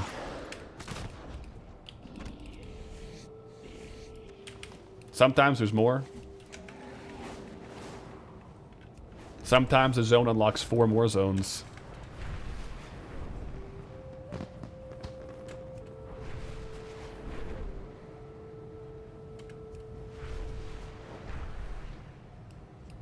Ungoro before Deadwind? Oh, probably certainly, right? I feel like Deadwind just isn't happening. I feel like Deadwind is a lost dream. Also, these guys are fully respawned, so our current route is ideal, I think. No, I think Deadwind will be the last zone we spin in here. We could get Uldum in a few weeks. Uh-oh. Another junk box farm? Ooh. That's exciting. I think Uldum will be goated, actually. I gotta go for another Twilight Blade if we get Uldum.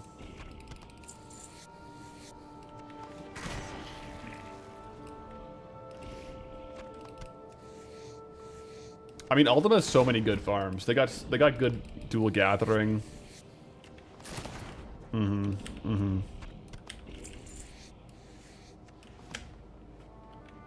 They're calling it Deadwind Pass next spin. Hey, stranger things have happened. Yeah, dual gathering and Ultima is nutty. I tested it out like a little bit on my Traveler series, and it was like over 12,000 gold per hour. Plus, you can get pets. You can get like elemental geodes.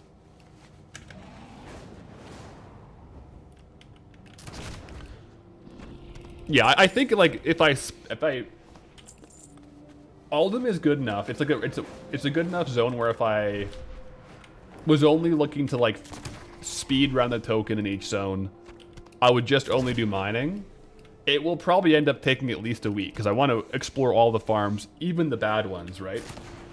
Because if I only ever did like the top 1 or 2 farms in the zone, we would never find like the unique farms. So even though Eldon might have a 12,000 gold per hour farm, we will spend more than 20 hours in it. Because like, realistically, if you spend 20 to 24 hours dual gathering in Eldon, you have a token, right? That's like, you could do that quick.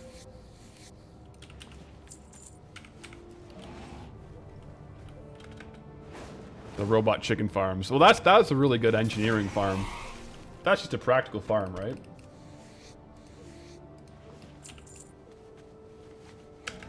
Yeah, the bloated stomachs. Gnomish dice. Is there a fishing farm? It does have a lot going on.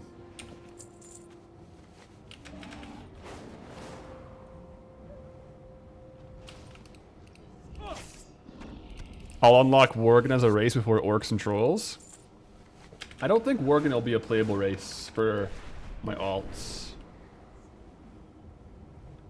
I was saying like classic races, and then maybe the only expansion will be like Burning Crusade races. Although a Worgen for skinning would be good. But then again, I'm not going to be playing the crafting alt for gathering, so. Which is unfortunately also why like Night Elf or like any other druid, like Tauren druid, I can't make a Tauren and go dual gather on it. Like, you know what I mean? Like, it's crafting alt. So even once we get a druid class, I can't just like farm herbs on that character. I farm on Goldie and then craft on those characters.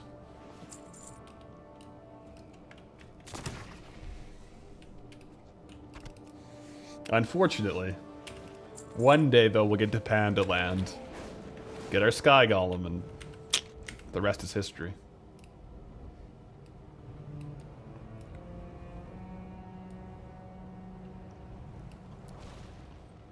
Not allowed to have Zandalarian and Culture when I open BFA. I think, like, functionally, the Warband crafting alts, it's going to be kind of redundant once we have enough for every profession. So I'm not going to be doing the Warband crafting alts. I think that would just become too much to manage. I think limiting it at like the classic races, like having like 8, maybe, you know, like 8, maybe 9 or 10 if we do allow Blood Elf. That's probably good.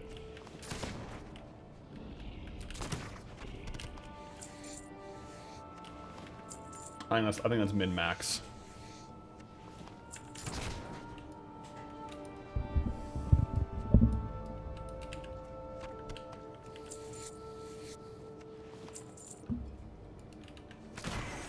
I think if I did mining only, the series wouldn't be that exciting.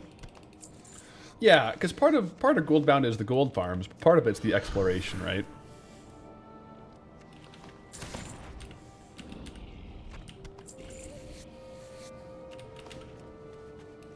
Sorry behind the stream, but the worst part about Ungoro was the Devilsaur Mafia. What if we pull aggro from the Devilsaur Mafia when we farm there? It's possible.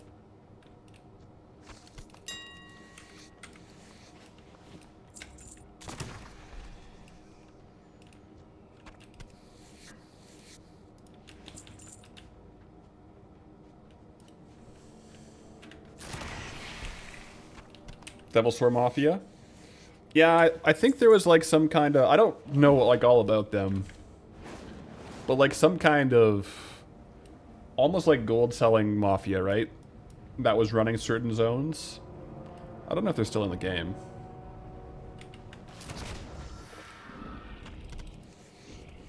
It's called a mafia, but it's just like a coordinated group to like control prices and like stuff.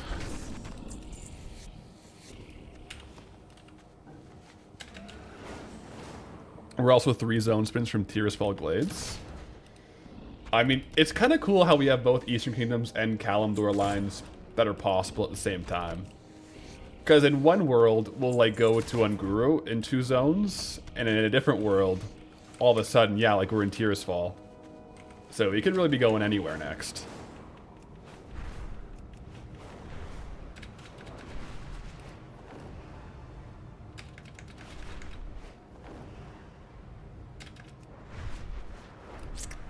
They would camp the dinos to control prices.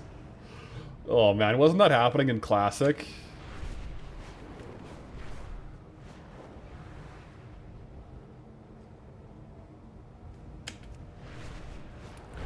Oh, forgot, if you want to test just the skinning, you can do the item class thing Loot Appraiser and checkmark weapons and armor and set to 0.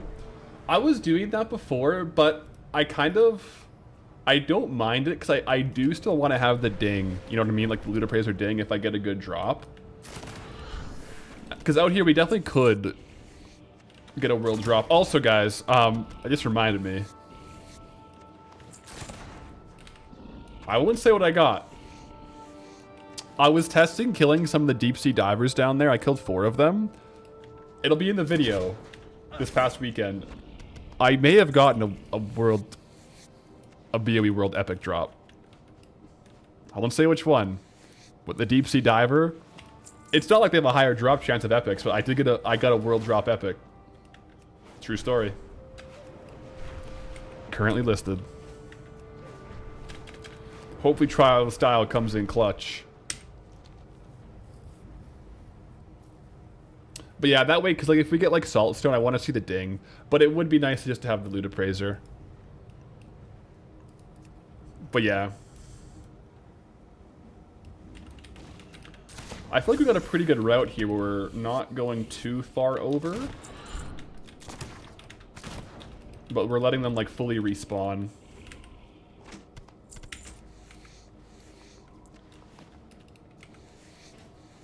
I'll have to calculate vendor price too, because like the vendor gold might be non-negligible from these guys. Because it'll probably be like over 100 vendor. Because they are beasts after all.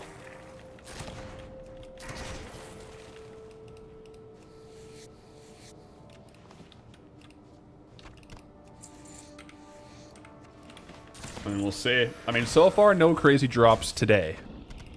So perhaps we're saving up our luck for a certain raid clear later today. Molten Core. Onyxia's Lair. Also, guys, exciting, we should be able to do Arathi rares today, too. I'm kind of counting Arathi rares as a raid clear. So that'll all be today later.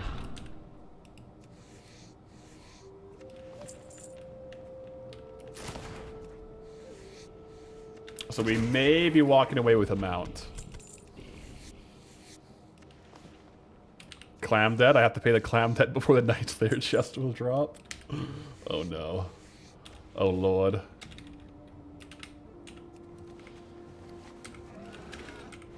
I'm not gonna lie, today is a bad day to open up clams because someone reset the market and it's 3 times the price. Today is a bad day to pay down the clam debt. There's good days and there's bad days. Today is a bad day to like start chipping into the clam debt. I'm not saying they'll all sell for it, but they're on the auction house for 36 gold each right now.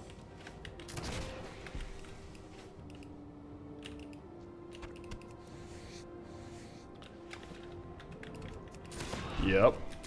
I don't think I've seen any sell though. Oh! World drop BUE blue, guys. Let me pause the timer for a second just to look at this. Swamp Walker boots. World drop leather. 2K. We're getting crazy drops actually today. That's our second blue drop boots. One was from the chest. One was from just the killing these guys. Sweet. I'll take it. I'll resume. Gives you Burning Crusade vibes. That's kind of a cool, a simple transmog, you know. Maybe someone in Trial of Style will want to use that. Could be.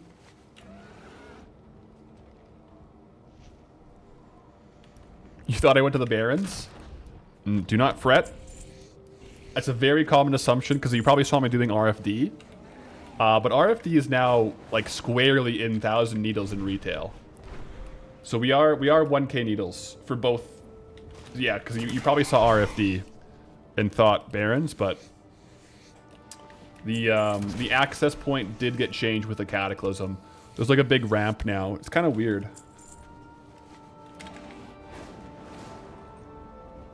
But yeah, it works well for us because RFD is a good dungeon to farm.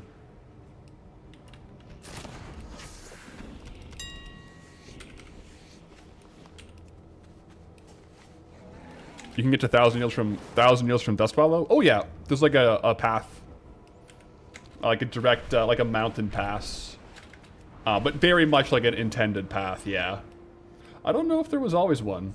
That might have also been added in Kata.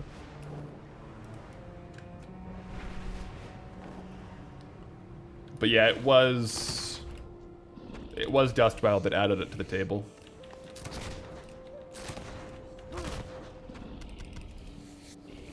So far, it's actually a crazy zone too.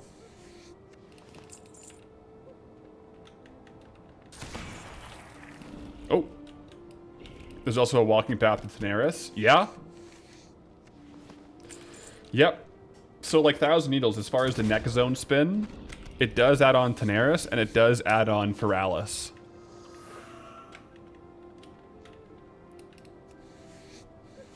That path was added in Cataclysm, similar to Red Ridge and Swamp Connection. Okay. Yeah, the Red Ridge Swamp Connection, as well as some of the Red Ridge Blasted Lands, was kind of interesting. At the end of the day, though, since we rolled this zone, the next zone spinner has 2, or like 1 extra Kalimdor spin, so I think right now we're weighted 3 Kalimdor zones to 4 Eastern Kingdom zones for the next spin.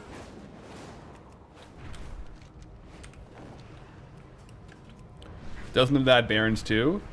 Technically, yeah, but we technically already had Barrens from Dustwallow. So it does have a direct path to Barrens through the Great Lift. But we did already have Barrens on the spinner from Dustwallow. Although, if we do get Barrens,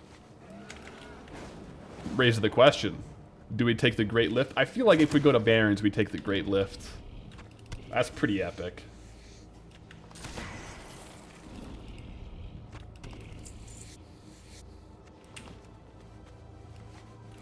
Oh yeah, actually our first unlock of Barrens was Booty Bay, that's right. Stranglethorn Vale is what originally... One sec. What originally added it. Dark Mist Bands? Oh, that's fake value. That's like 5K. Historical price for some reason on those is like really high. Don't mind the market value on that. That's like a 2 to 3K transmog item.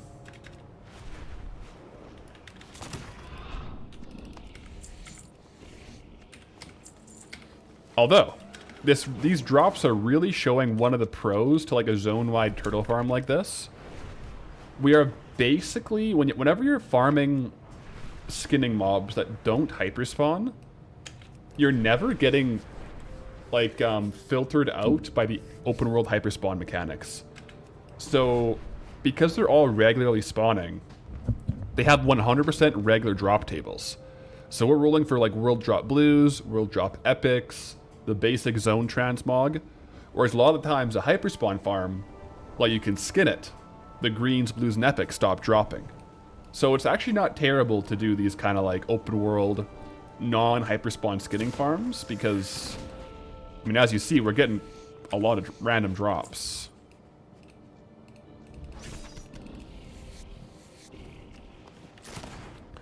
Taking the boat to Ratchet was wild the first time coming from an Alliance player. That is so true. Actually, now that I think about it, if we roll the Barons, I feel like we should take the boat over. You know? I kind of like that.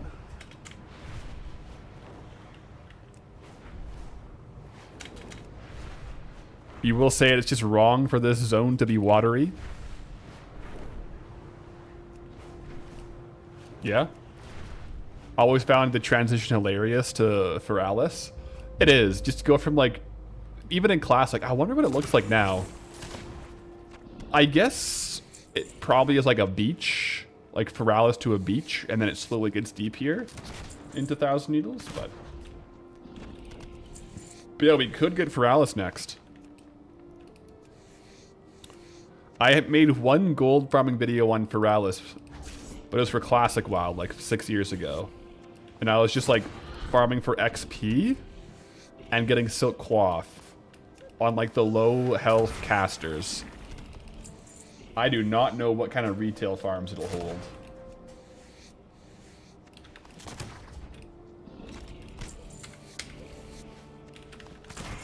It's kind of cool though, because with the Cataclysm, I guess like this is probably flooded from like the Vortex, you know, Bashir, like Deep Home.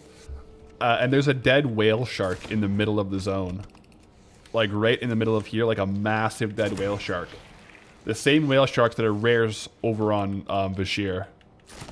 Kind of cool. So these are the waters, technically speaking, from Bashir.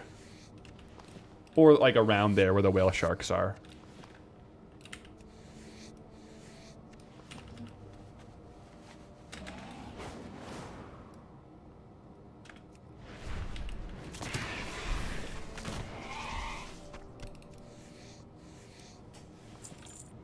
The Sprite Darter is buying on pickup. I don't know which item that is. It might be Bop. Don't mind the sword, not important. What sword? Sorry? What sword? Oh, these ones? No, these are just enchanted with power torrents, yeah. I don't know what other sword you might be referring to. Right? Probably just this one here. These two. Right? Yeah, no, I got those ones in Sunken Temple.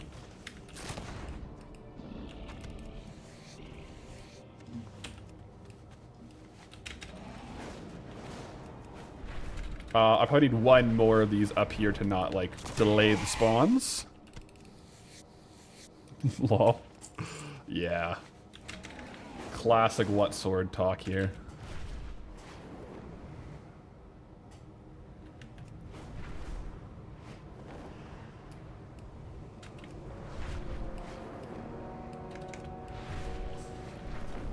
Alright, we're approaching the half-hour mark here. So far, it's good with, like, the spawn ratios. Which I'm happy to see.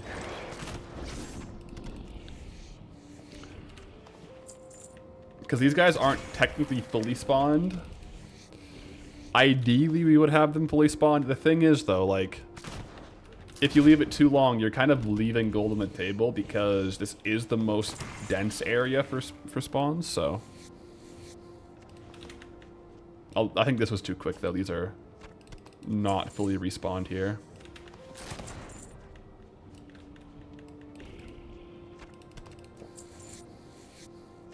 Oh well, we'll get the rest next time. I can't hang around waiting for them all to spawn. I'll do a couple extra non-turtles this time again.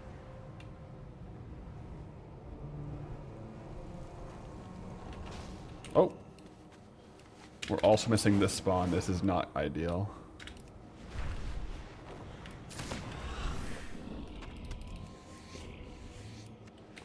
Yeah, so I'll go up top here for a bit.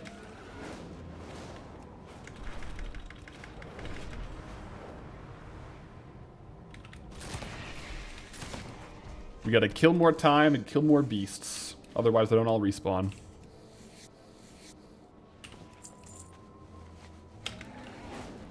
That's the fairy dragon pet. If it's a drop pet, as long as you don't have to like collect it out in the wilderness from like pet battling, they can pretty much all be put in cage, like as far as battle pets go. So even if like the initial drop of a pet looks soulbound, you can generally put it into a cage and sell it, as long as it's a drop or bought from a vendor. If you get it from like pet battling out here, generally then that won't be able to be put into a cage.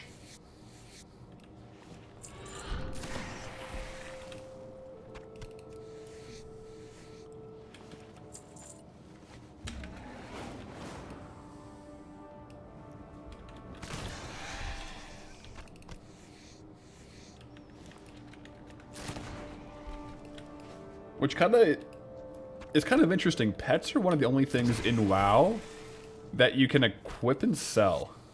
Like, you can use a battle pet for years. Level 25, bunch of pet battles, and then sell it. The only other thing is, like, white items or gray items.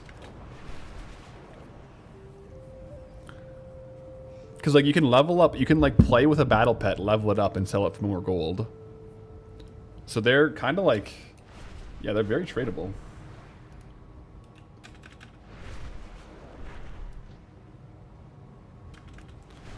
Unless it's a molten core drop pet, in which case you can put into a cage but not sell it. I thought you could sell molten core pets. Maybe not. Oh, maybe molten core pets you can sell it before you put it into a cage. Man, the spawns are slowing down. I feel like we definitely took extra time there, and they still don't have a full respawn here.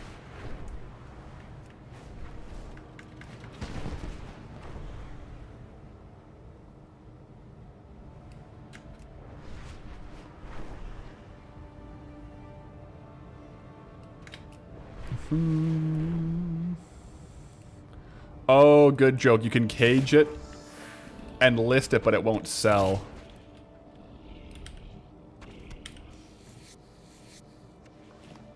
You can put it in the auction to be sure, but you'll never sell it. I gotcha. That is true. Yeah. Yes, yes, yes. Molten core.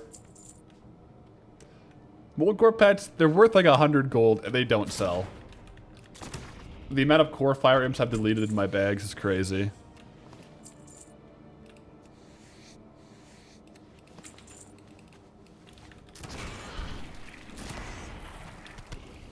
Purchased your Brutosaur with a combination of leveled pets and Cards of Omens. Cards of Omens, eh? Battle pets have some very interesting gold-making strategies.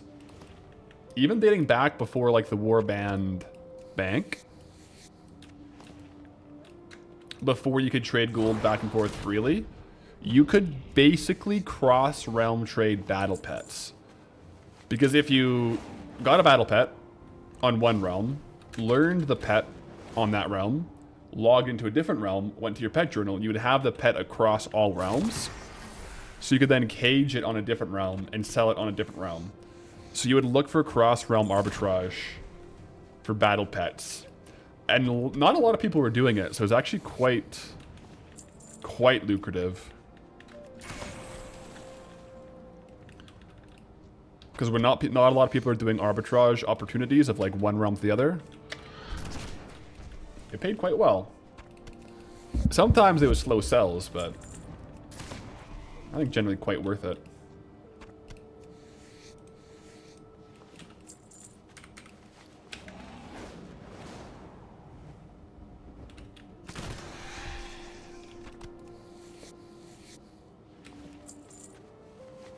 Also, yeah, on Friday we were talking about if 1,000 Needles has actually 1,000 needles. There are definitely not 1,000 needles. If these are here, like, if we're on a needle here, there's not even anything, like, on the sides.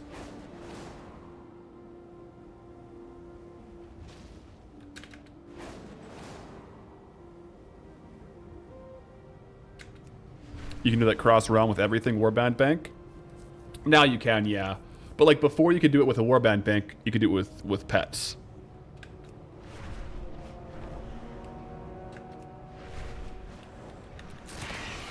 Like before the warband allowed for the cross realm stuff.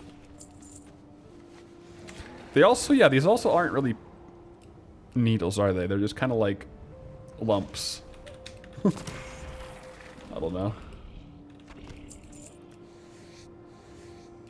Maybe there was more needles before the tidal wave. I don't know. There definitely wasn't 1,000.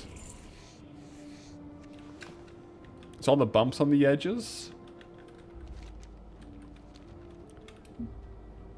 I guess, but it's like, I for some reason in my head, I was kind of visualizing Blade's Edge mountains. Like, those have the bumps. South? Like those?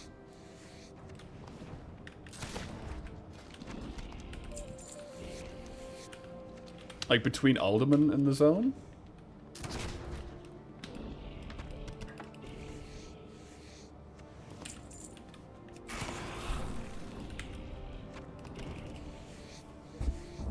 They had polylimits back in the day, so they just couldn't get it pointy enough. Yeah.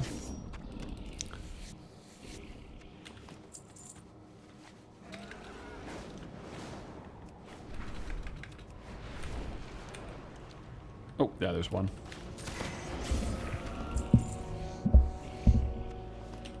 Thousand needles is supposed to be like the size of a U.S. state.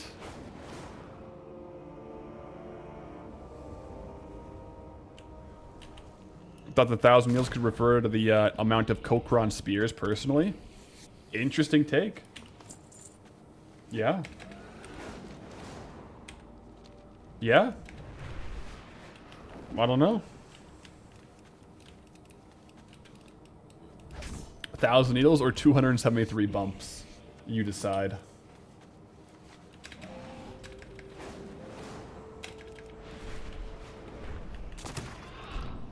Wow, zones are known to be much more condensed in game than lore. Yeah, I remember, like, especially for, like, Stormwind. Because, like, in the lore, Stormwind houses, like... Isn't it, like, several 100,000 people? So, yeah, I mean, I guess we gotta take it with a grain of salt for size of the zone versus, like, the lore of the zone.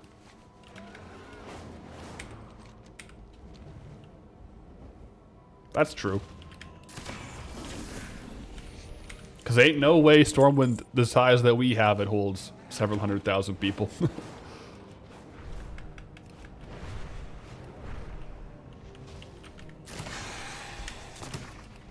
In the Lord Goldshire is an entire day's journey by foot from Stormwind. I feel like that's a good rule of thumb. Not rule of thumb, but like a comparison.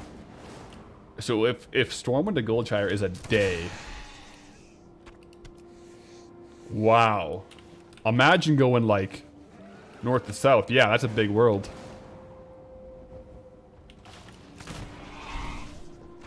It makes sense for the sake of gameplay, shrinking it, yeah.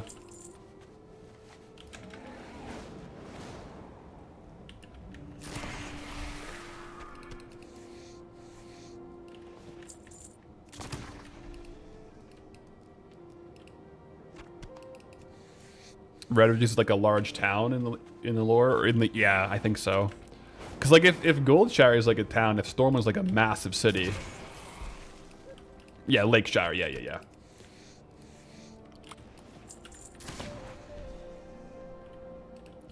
It's the Mises per lore. In the lore, the zone is massive. So in the lore, there's probably 1,000 of these then, or so, like way more. Yeah, the zone's probably so much bigger than what we see here.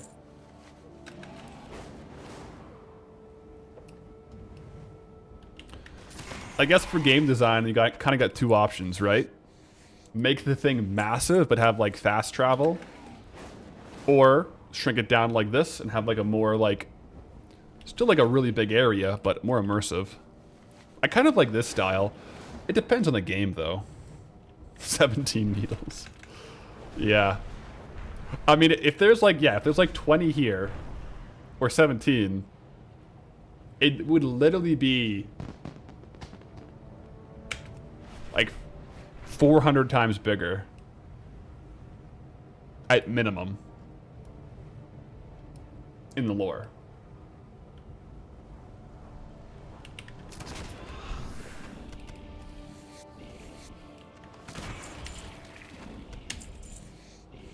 Kind of crazy. Man, then something like the Barrens. In the lore, the Barrens must be absolutely massive.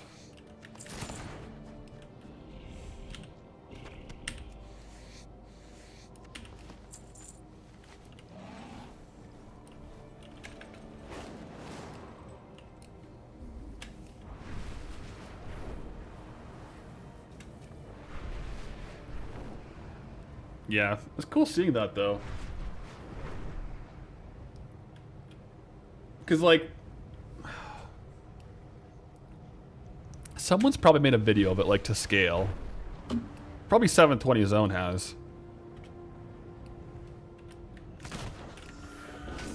I wonder, man. I would love to see like the map, like the true scale of Azeroth, like overlaid over like something we know, like North America, like the US and Canada and Mexico.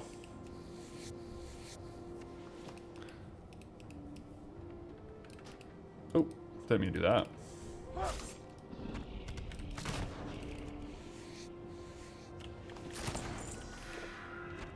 Yeah, how big are some of the structures? Like Ice Crown Citadel? Oh my gosh. Yeah, it also, that's a good point. It really makes you appreciate why these people are asking you to do quests, which is like, go get this thing that's like literally 10 steps away. To them, it's probably like an 8-hour horse ride away. And like, hey, can you do this? It's like an actual like a day's worth of travel. Yeah, that makes a bit more sense.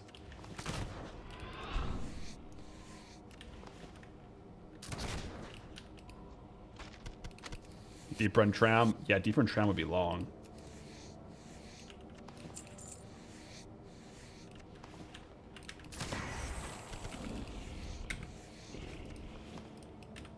All right, now up top, make sure we don't get too many or too slow of respawns here.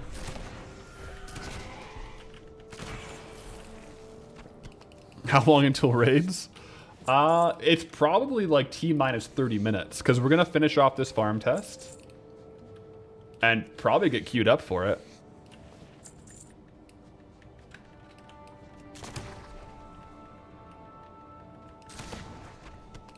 We got 19, well 18 minutes left on this. I will have to renew my Darkmoon Firewater here.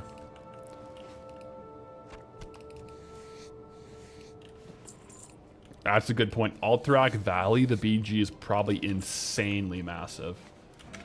If you compare it to like real life size, or any battleground for that matter. Yeah, that's true.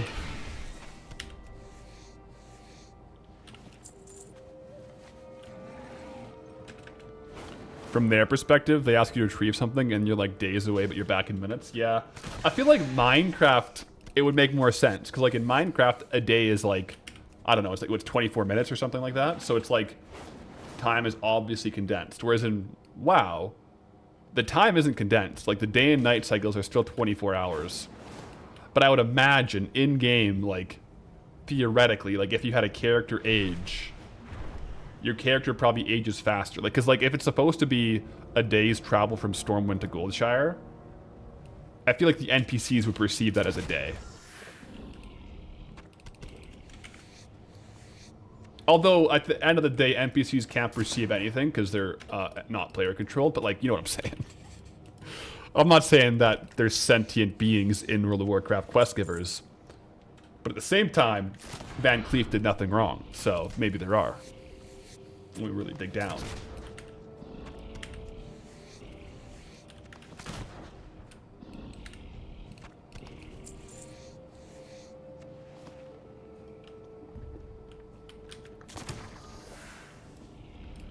It all makes sense now, guys. Man. Man, so if Elwyn... So, here we go. If Stormwind to Goldshire is a day's travel, then when you leave from Stormwind to go do your Varrigan's Fist questline, you're probably gone for 2 to 3 months. Because you're going up to, like... You're going through...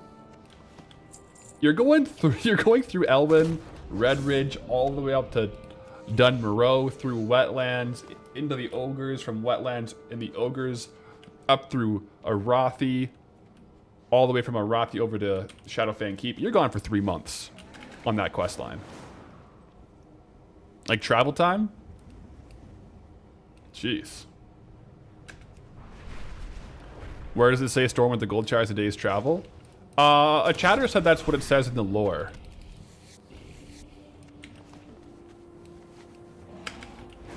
So I'm taking that on face value, but like, I believe that. I think I've heard that somewhere before.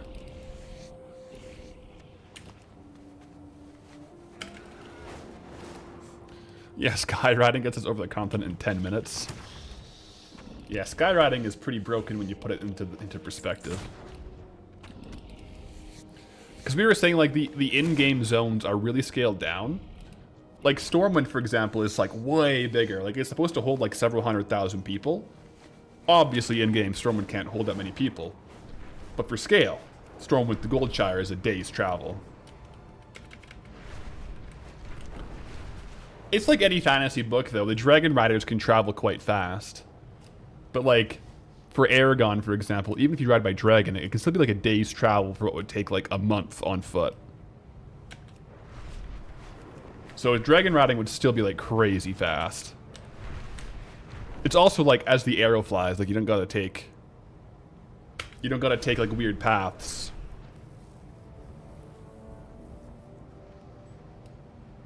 And yeah, in Aragon they do the entire continent in like a day or two. Continent, yeah.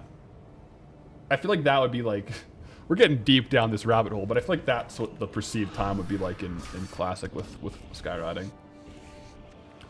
Put a post in the Discord about the size. I'll have to take a look after the timing here.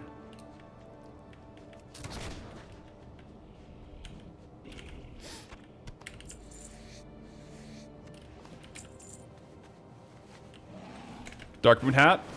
I'm gonna hold off and do Darkmoon after the test. Hopefully I remember. I guess I could just pause it. Yeah, I'll just pause it actually. I'll just pause the timer. Gotta maximize the gold, but I don't want to have it mess up with the rates of the skinning.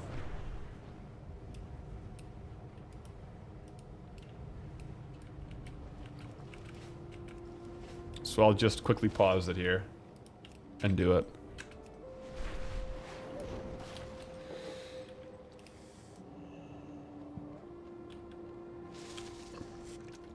TLDR, 1 to 106 scale difference between the lore and in-game. Okay. 1 to 106. I feel like on that scale, Elwyn to Stormwind wouldn't be a day's travel. Well, maybe it would. Because if it's like, realistically, Elwyn, or the Goldshire to Stormwind is probably 3 minutes. I guess it is. That's 5.3 hours.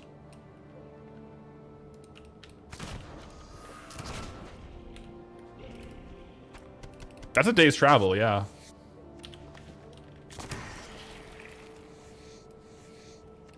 I mean, also walking for a day. You're gonna take a break. You know, you're gonna stop by and have a picnic or something. That's true. We're also literally sprinting at marathon speeds, like WoW characters run. Yeah. Like this is like if you break it down. If you break it down, it's literally like faster than marathon speed. So yeah, I think that the best rate, that's true. You would have to literally RP walk. And in that case, it would probably be like, yeah, like 8 or 9 hours. Yeah.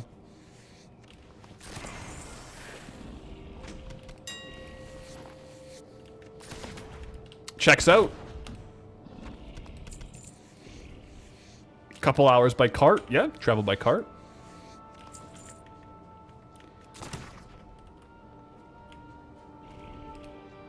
Yeah, like a mount will be faster, for sure. But a mount would also have to stop and eat and drink, right? When you hit 300 fishing, you'll go time it. RP walk from Stormwind to Goldshire. I guess also, here's the thing. Are we talking, you know, city limits or city center? Because RP walking from like Trade District to Goldshire will take several minutes longer than like from the gates. Flight Masters now sound OP. Hey man, those couple silver for flight fees doesn't sound so bad now.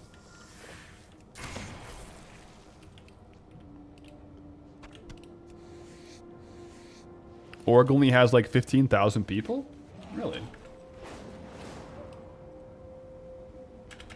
Very interesting, actually.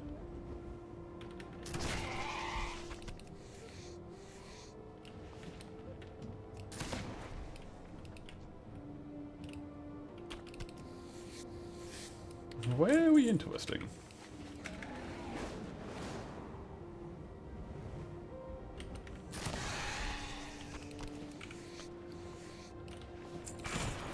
Little sneak peek. Ooh. We got some gold coming in. Most definitely got some gold coming in.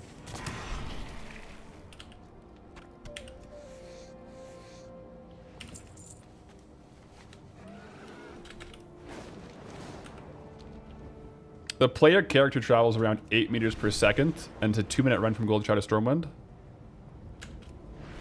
So that's like 960 meters times 106. Not sure the source for scale, but that'd be like 60 miles. Whoa. Well, yeah, because like the characters run so fast.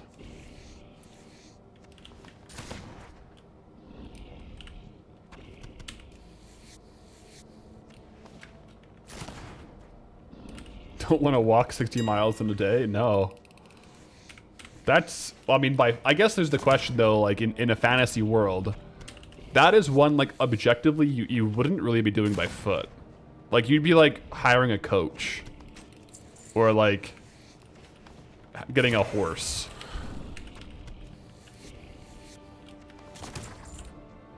I mean, depends, I guess, you know, how much coin you got.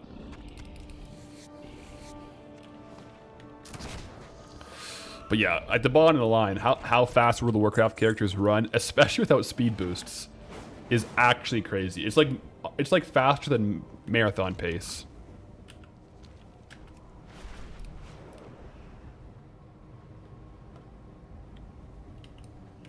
In Old England, a day's travel was like 10 miles, 20 miles.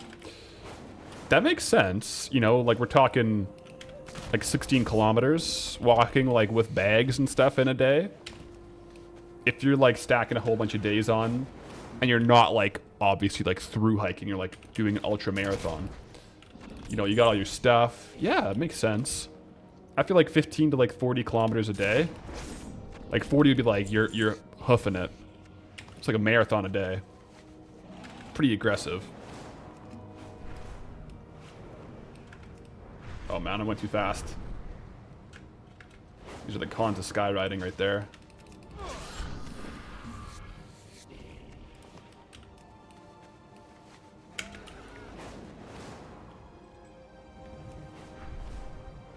Epic Mount will be going 35 miles per hour. That's fast.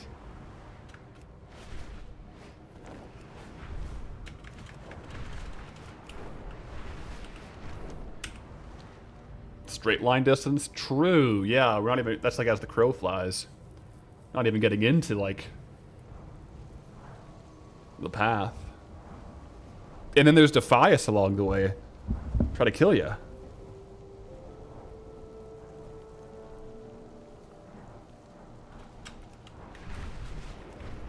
Yeah. Don't even get me started on the quest line in Duskwood when you're going back and forth. Oh my gosh, man. On this scale, questing through Duskwood with all the back and forth, you're probably hanging out in Duskwood for like 4 months. Each time you take like one thing back and forth, that's probably like 3 days of traveling. In Duskwood, no less. If the game was that big, it'd be silly. Yeah. That would be like, you know, when 2040 rolls around, and we just got like full-on VR WoW. Imagine just like you get plugged into the system, fresh servers, full-scale world. Crazy. Maybe one day. It would take you, like, objectively 20 years to level up to 60. It would be like a lifelong commitment. It'd be like a different, it'd be like a whole different world. Like, yeah. But then in like 15 years, the dude who got world first level 60, actually though, you would really just want to get to a spot and grind mobs. Cause like leveling wouldn't be slower. You just wouldn't quest. Questing would be so inefficient with the travel time. You would just grind mobs and just get 60 in like a couple days.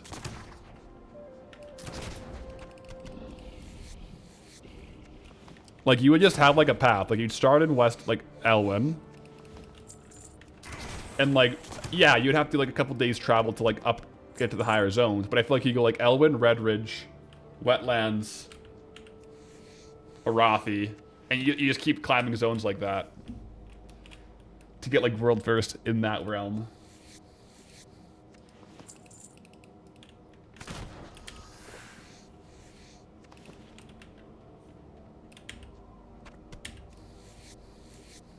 Imagine hardcore. Oh. Lost your level 23, 13 years played. Yikes.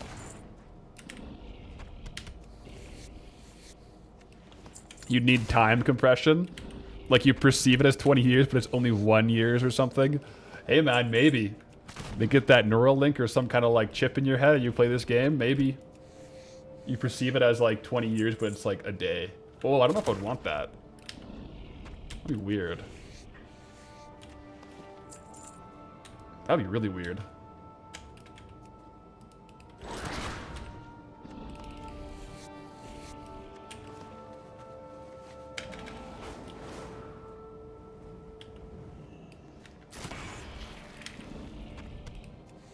T-minus 5 minutes on this farm, by the way.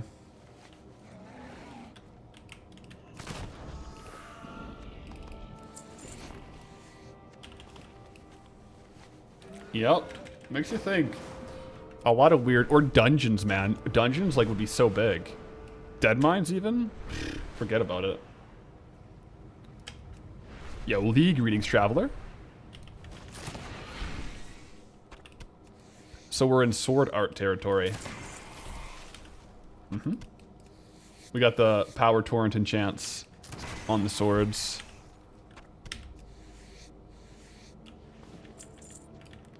T-minus 45 minutes on Darkmoon Hat, by the way. Roger that.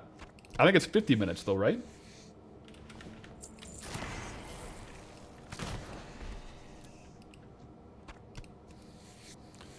Dungeons would be like D&D scale. Dungeons would be crazy. Mad.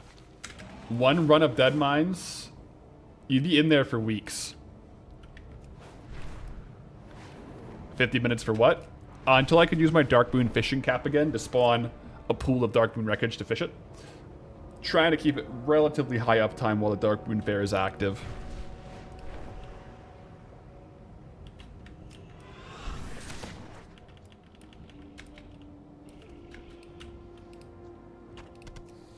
The boat ride from Menethil to Darkshore. I mean, if you think about it though, like, imagine doing a boat ride from like Scotland to like East Coast anywhere on the US. Like that's gotta be a long boat ride. But then again, if it was like Menethil to Darkshore, you'd be going around. It would be like going from like Scotland around to like Vancouver. That would be actually insane.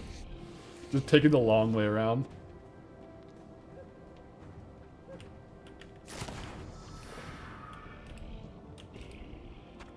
Sad the announcement was Warcraft D&D versus Magic. You want Magic, but your wallet doesn't. Well, the Warcraft collab with Magic, I'm sure at some point, right? It's gotta happen, right? At some point.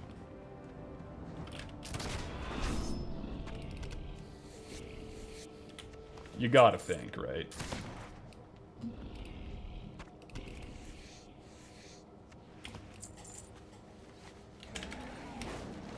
D&D is cool though. I think it's cool. The World of Warcraft D&D collab. It could be very cool. Worst case scenario, it's like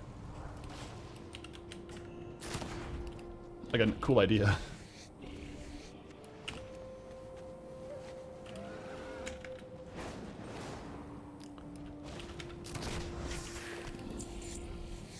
WoW and Hearthstone are competitors. Magic the Gathering and Hearthstone are competitors. Are they? I guess. But I feel like play style is kind of different. Because there's a lot of people who just like also straight up collect Magic cards, versus like, I mean, maybe I'm wrong, but people don't really collect Hearthstone cards unless you play it. I feel like Magic has both collectors, players, and collector players. I feel like there's like more archetypes of players in Magic. Or just like people trying to pull packs. Like just, you know, like when I used to play WoW TCG. And by play WoW TCG, I would play like once a month with my friends. And then I would just rip packs and try to get rare cards. I loved that. I just loved ripping packs, man. Same thing with Yu-Gi-Oh! I played Yu-Gi-Oh! A bit during COVID. I had like a tournament with like my friends every now and then. Most of the time I was just ripping packs. Time's up.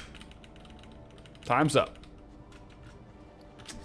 Let's add it all up, guys. Let's add it all up. So, first up, let's sell the junk we got. Total junk value, 294 gold. 300 gold in junk. I probably also have some stuff I want to vendor here that we got, which I will count as consistent gold because it is vendor. So we're at 294.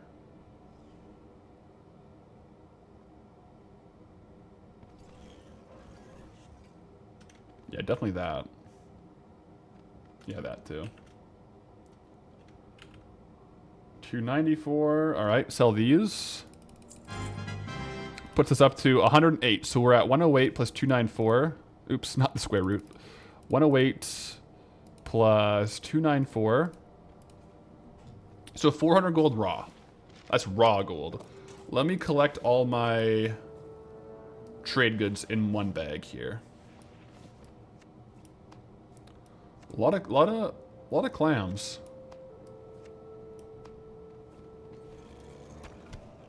Some heavy hide as well.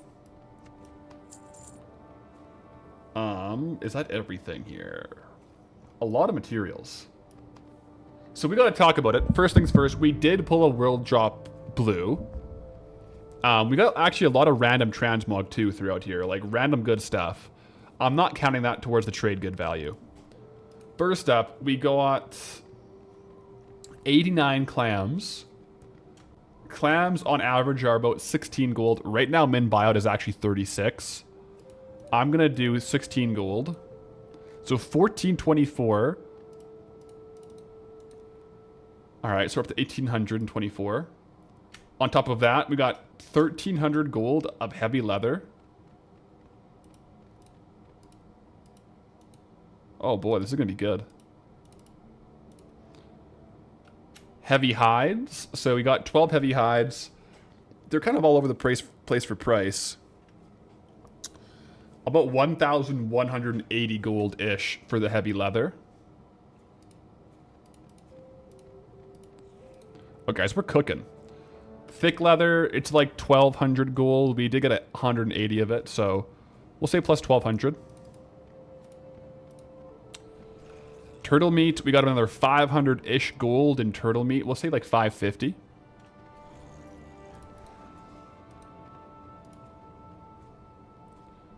And then, okay, so this can be variable here. We'll go with the 7 gold appraisal, but it could be more. But previous sale averages are closer to 5. So let's see here. So that's 2,000 gold. Wow. I think that's everything. We got a couple thick hides, but it's just over 8,000 gold per hour. That is good. And that isn't even with some of the higher prices on big mouth clams and stuff that is possible. Ooh. 8K per hour, guys. That's no joke. Did I see the wisdom? I might have missed it while adding up here. The light seeks one path and shuns all others as lies. The void seeks every path and sees them as truth. Lotus Walker. That's some interesting, like, Shadow Priest versus Disc Priest dilemma there.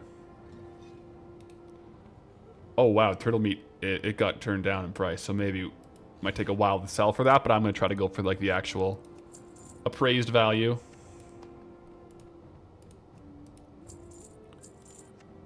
Yeah, clams are expensive right now. Turtle scales are kind of cheap right now, unfortunately. Taking a 200 gold haircut on those. But all this stuff, like, sometimes it varies up, sometimes it varies down. That's why I try to go for, like, not min buyout, but, like, a mix of, like, market and historical. The most realistic price, I find. Alright, guys. It's that time of day. It's raid clear time. We simply cannot start the raid clear while in this zone without going straight north first. We're right here, guys. Onyxia's lair. Gamba? Oh, we're gonna do some predictions. You best believe it. You best believe it. Let me get in here. I'll open the Onyxia's prediction in a second. I gotta do a washroom break, so I may as well do that like while we have the prediction roll. Raid difficulty 25 player going in. Plus we have skinning. Although, ooh, do I have a skinning knife equipped? I don't think I do. One sec. I gotta go get a skinning knife, guys. It's a non-negligible amount of rugged leather that we'll get from this, so I gotta go get a skinning knife equipped. Because I just learned it and I didn't equip a knife. That's my bad. That is not ideal. One sec. I'll be right back. Just Theramore Isle.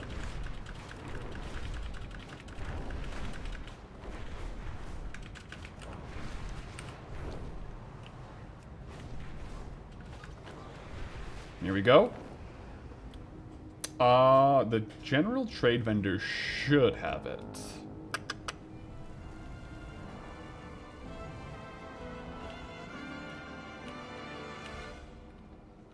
Yo, P. How with a Twitch Prime. Greetings, traveler. Welcome in. Appreciate the Prime. I feel like someone had...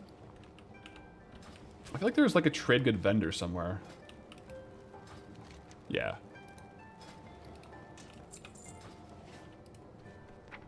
Skinning journal. Locked and loaded.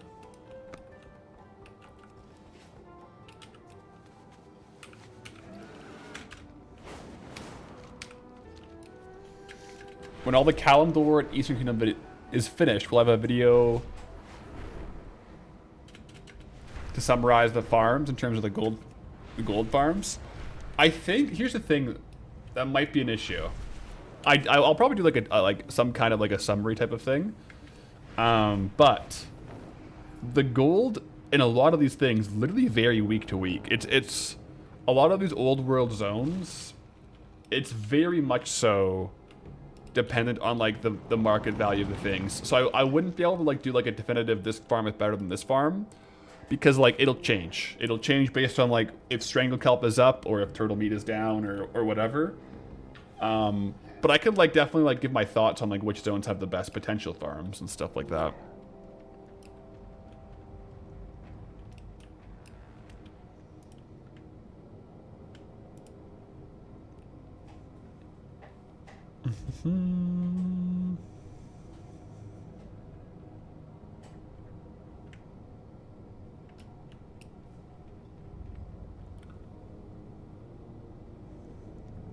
Do you like the prices will go back up when 12.1 comes out? Hopefully.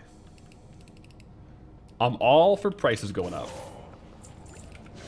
So real quick skin, get the hides. And then before we take down Onyxia, we will do a prediction here, and I'll take a quick bio while we let the prediction go.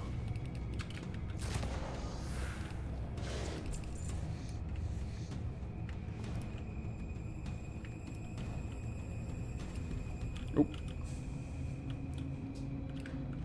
We didn't end up... Yeah, we got some rugged leather. We got like a couple hundred gold from that. So, alright guys, question of the day. Manage prediction, start prediction. Will the Onyxia mount drop? Yes, no, maybe. I'll also do it on YouTube as well. Start a poll. Will the mount drop? Question mark.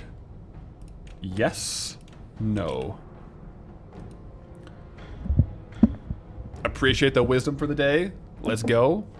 While we let that poll go, guys, it's a 5-minute submission. I'm gonna have a quick bio, fill up my coffee, and then we're doing the full raid clears today. Also, a Rothi rares today. As long as they're up. So we'll be right back, guys.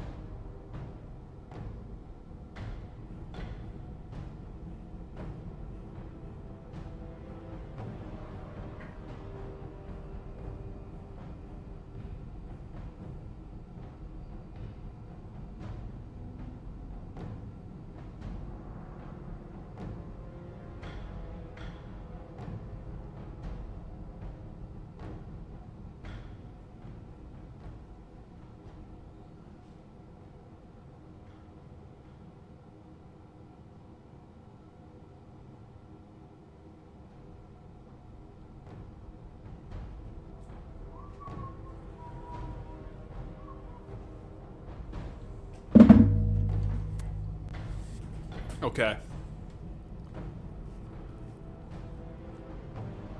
What are the stats at? Prediction. 10% yes, 90% no on Twitch. 50-50 on YouTube. I like it. Okay, let's do it. Let's do the thing.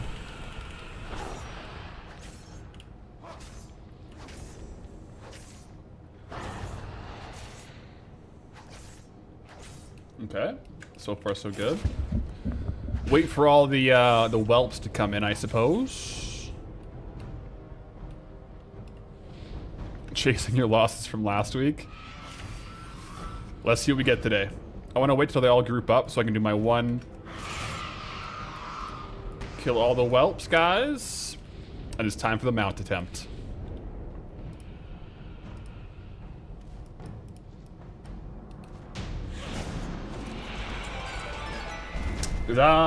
Man, the head of a Nixia always confuses me. Sack of gems, not bad, but no drop. Okay. Well, unfortunately, guys, it looks like we didn't get the mount to drop. Choose outcome. Will the mount drop? No. You believe? I believed too, but it didn't end up happening. What we can do is make our way back over the drink. I think that a Rothy Basin has, like the Warfront rares. I think those are all up and ready. So, let's go kill all of those if they're up and ready for us to kill before like the other clears. Because those could give us mounts or even like pets to sell. Ideally, we get mounts. Mounts or finish off our set of our Azerite gear. We do have Azerite gear, guys. Someone was asking about it earlier. We do have 3 pieces of the 7th Legionnaire. So we got to work towards the rest of the set. So if all the rares are up and it's alliance controlled, we can do that today.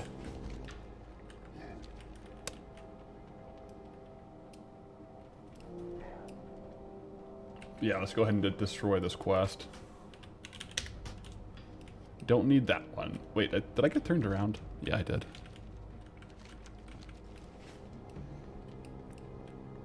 Still fresh on Twitch, but how did I bet 6,500 on no and only won 6,300? What it does is it takes the odds, right? So like if, it depends like basically how many people wager channel points, frayed knots.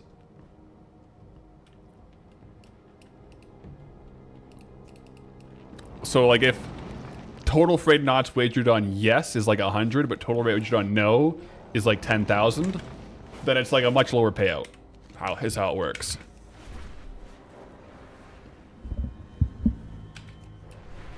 Yeah, so the more people who vote for the same, less win.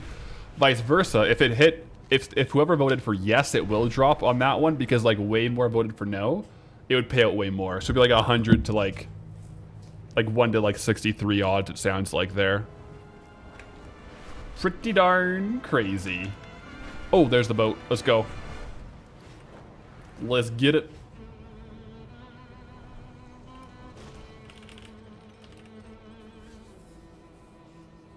It all adds up.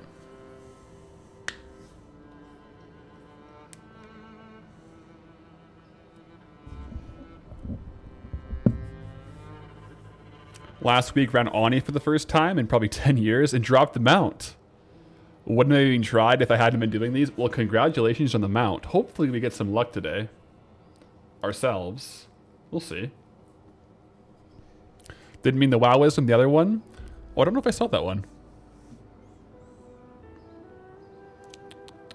My YouTube chat is smaller here. There we go.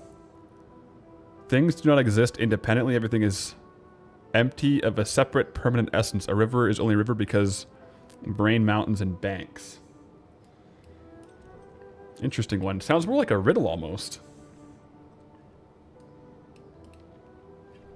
Any tips on starting a hardcore paladin?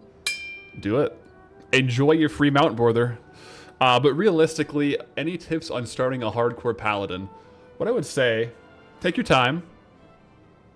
You keep hitting 9 and dying. Okay. I think in that sense, I will give you more so hardcore advice. Because in that sense, I think the best advice is to really assess each encounter, right? Because a lot of times it's going to be knowledge checks that will kill you above level 9, above level 8. But yeah, I don't know. Take your time, enjoy the process. Well, it's a Chinese saying. Like a Chinese proverb. That makes sense. It is. It does make sense.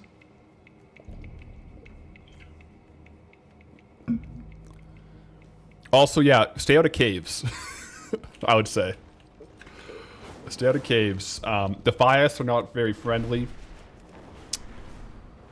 Yeah, I feel like going to hardcore is kind of hard if you play retail, because retail, it's like anything is just like good to go. Hardcore can be tough.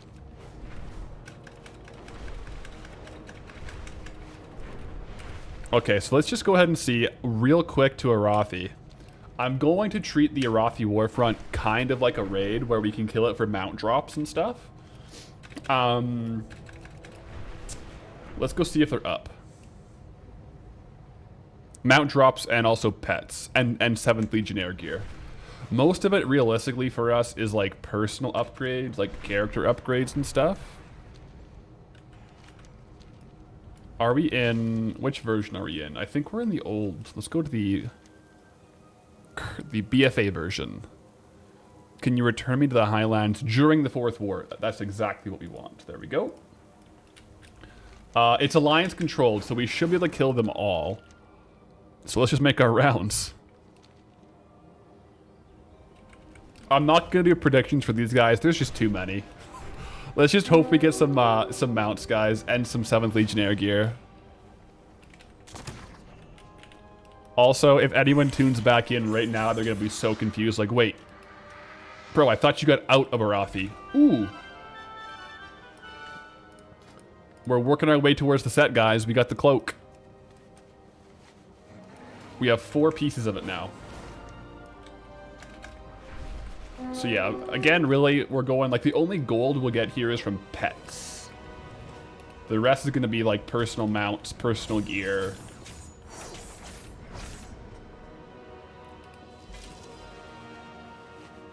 Rumbling Essence is nothing. It's just, like, the essence here.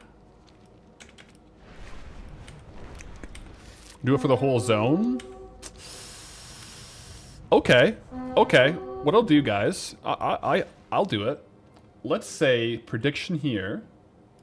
Will we get a mount drop? Okay.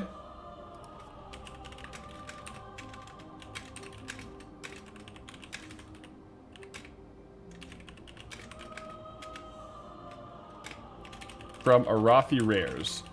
I'm only going to let this be a 30-second prediction because I want to keep killing them.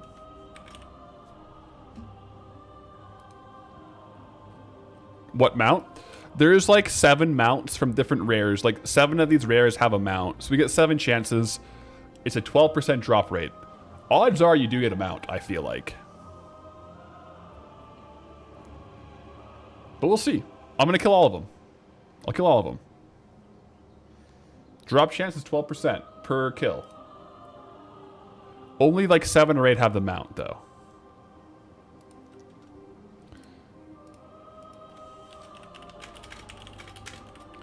I'll do it for YouTube as well. I hope we do. I hope we get them out. I think the Twitch poll is over now. It's 35% yes, 65% no. I actually kind of feel like the stats are probably more in favor of getting a mount than that, so let's go find out. Some of these aren't available. Maybe they're in the mine. Maybe they're in the... Is that what that means? What does pink mean?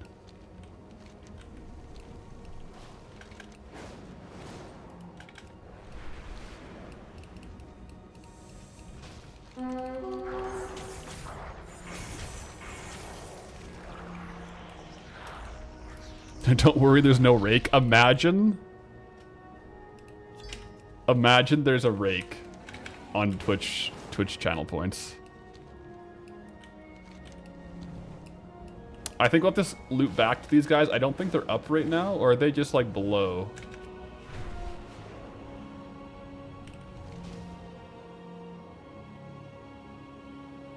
Because now they're green. I'm kind of confused on this. I do know that there are some rares that have different locations when it's Horde controlled versus Alliance controlled.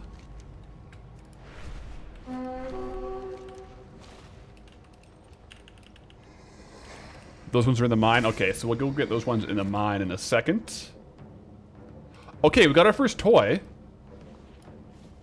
Add this toy to your toy box. Take on a spectral visage.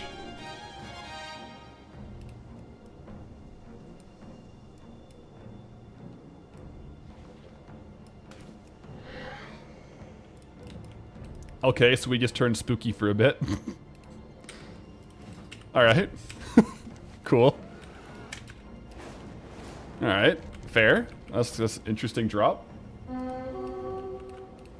Alright, this guy can drop the Aldrusian Sproutling. It's the one of the more valuable pets, I think. But it did not drop. Rage Beak. We'll clear this. Keep up the amazing content, less than 3. Yo, appreciate it, Tomlin. Greetings, traveler. I haven't watched it. I saw on my YouTube, I think you started a new series, Love Locked or something with your wife. I haven't had a chance to watch it, but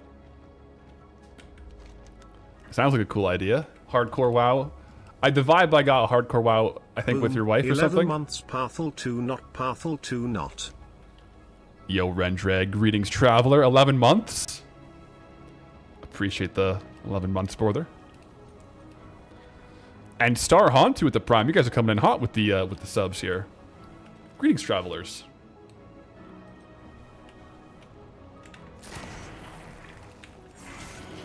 Let's grab this here. No loot from Scabby. Okay, so we got to go down into the mine here. I don't think my YouTube is loading. 1 sec. Oh no, maybe it is. Need you to fix a gold farming? Welcome in, traveler. We're doing the raid clears, which now does include the full Arathi loop. This is only the second kills we're getting on the Arathi rares, which is actually crazy. So far we have 4 pieces of the set. We'll clear through the mine to get all the rares in the mine here. Because I know this Overseer guy, he patrols the entire mine. Yeah, there he is. And he can drop a mount, guys, okay? So this guy could drop a mount. He drops the donkey. Ah, that's Tama TV who's doing that series. Your name is similar. Okay. I just saw it on the homepage, so I think I thought you had booted it up. Still rolling gold locked hardcore. Fair. I thought it. My bad. Let's see if we got a drop here. No drop. There's 2 mines. Okay, so the other one's probably down here then. For those 2. I feel like we can make it out by the elementals, right? Hey, Path Cats escaped yesterday, but they came back home. That's good to hear. Give your kitty lots of scratches for you. I will.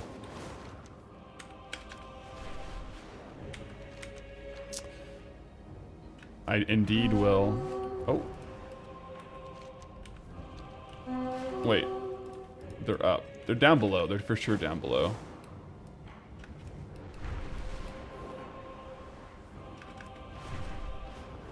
Am I just not seeing the entrance here?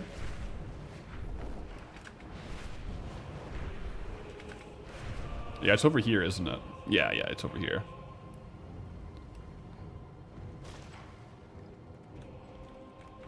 Are they down here? I don't know if they're down here.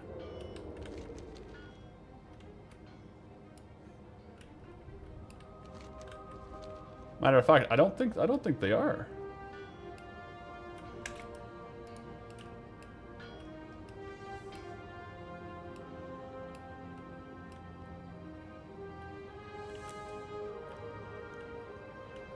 Yeah, I think they might just be up top. I think I just missed them.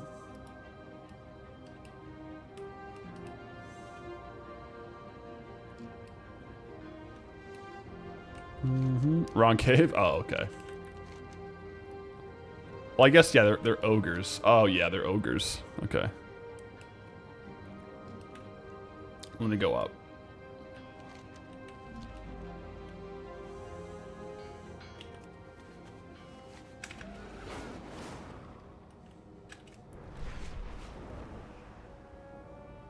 Like over here by this elemental? Ah, we got it, guys. We got it. Now, can these guys drop a mount? No, he can drop the Kovork costume. Wait, that... He got one shot, bro. No loot, unfortunately. This guy can drop... I don't think a mount. I think no mount. Yeah, these guys don't have much health either. Okay, so we have cleared out all the ones that are blue. We have confirmed kills on. So we're maybe 1/3 of the way. Have I looted these guys this Warfront cycle? This is the first run through this Warfront cycle. It's actually my only I only killed them once. It was like a month ago. The first time I was in Arathi. So these guys were all available loot tables. Sometimes they just don't drop anything though.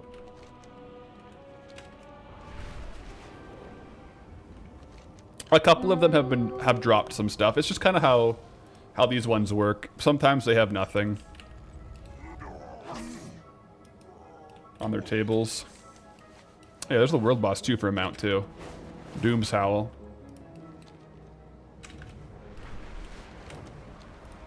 I will. Because this guy can drop mounts as well.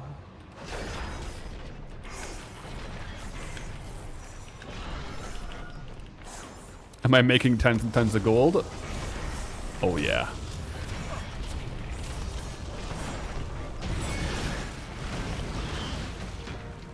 Oh, I didn't get anything from that. Like, you get the drops, but I just got war resources.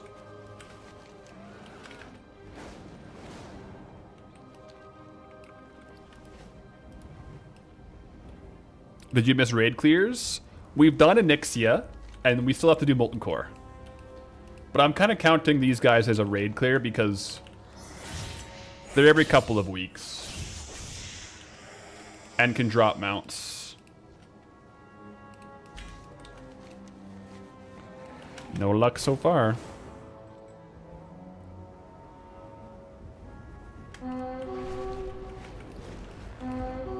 Didn't know they could drop nothing? Yeah, they can. Sometimes they literally just drop nada. I mean, maybe I am doing something wrong, but like, I haven't killed them this Alliance ownership or last Horde ownership. They wouldn't reset.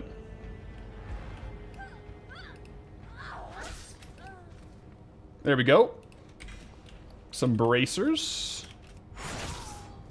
So we got 1, 2, 3, 4, 5 of the set. So confirmed, they are dropping stuff. It's just... not, like, whenever we roll the table, there's probably, like, other things that, like, are dropping. That was a dupe? Oh, yeah, it was. You guys are right. Darn. So, yeah, like, if, like, there's probably armor that we get to equip that can drop, and that just won't go to us.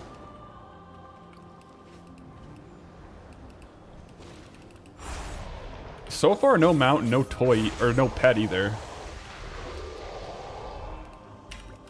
It's not looking good.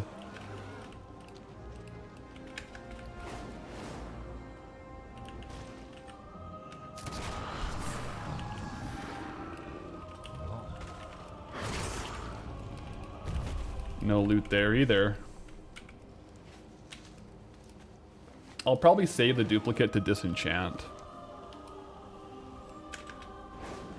Let's go to Geomancer. I think this guy drops a mount, right? No, it's a toy.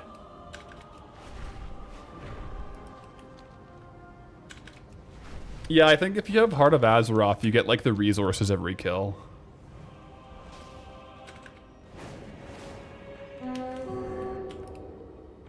I think I can get the mounts though, like even without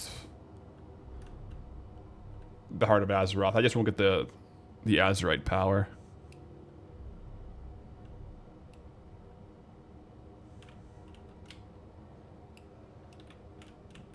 We just jump up.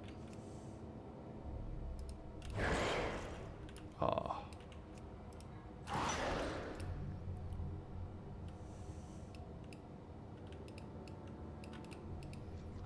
There we go. Yeah, nothing there. It's kind of demoralizing when they just drop absolutely nothing, though, to be fair.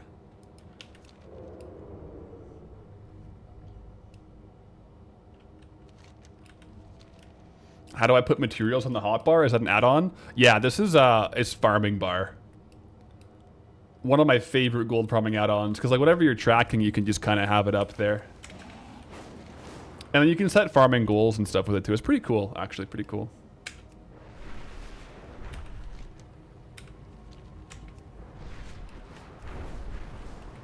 All right, there's about a handful more here. Here we go, another chance at a mount, guys. Skull Ripper does drop a mount called Skull Ripper. No loot. All right, I mean, Wowhead says it's a 12.5% drop chance for all these mounts and pets, but we're not doing great. This guy can drop a pet, the Fuzzy Creepling. No drop.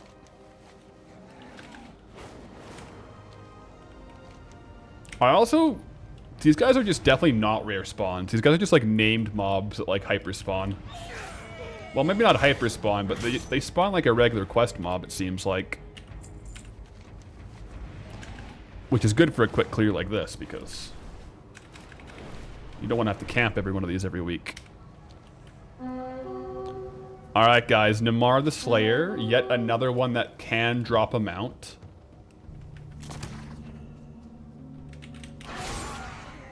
It dropped loot.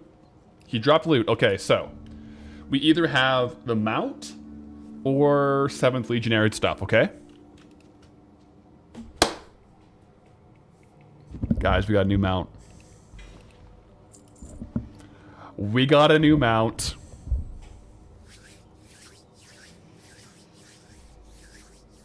Let's go. Is this a flying mount too?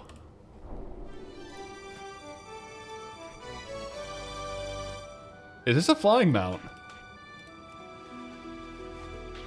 This is a flying mount.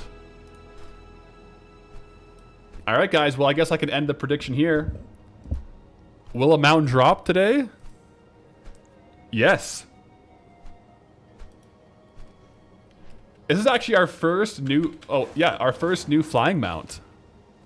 It's like a bat. Alright, guys. Channel points paying out on a drop. And it was darn near the end, too. There's a couple mounts that could drop. This might be the only flying mount. Maybe there's a different flying mount, but I'll take it, man. I should have voted with more. I mean, there's like 7 mounts and a 12.5% drop chance. I feel like it's like as close to a 50-50 as we'll get. Cool looking mounts.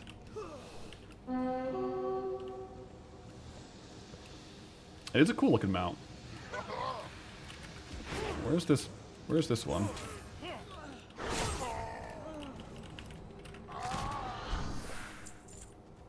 Where is he?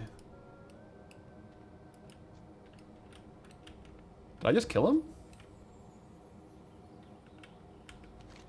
I didn't kill him yet. Beast Rider, comma. Oh, there he is.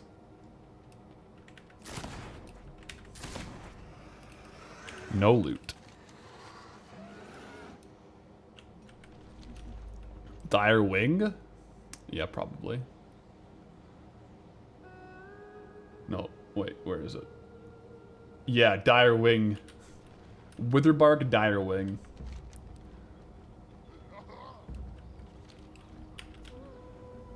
I mean, I'm back on the golden griffin though. Grass on mount, tie. Yeah, like the only other flying mount we could get is literally Onyxia's Drake, right? So it's kind of nice to get a flying mount. We have some variety that we can use if we want.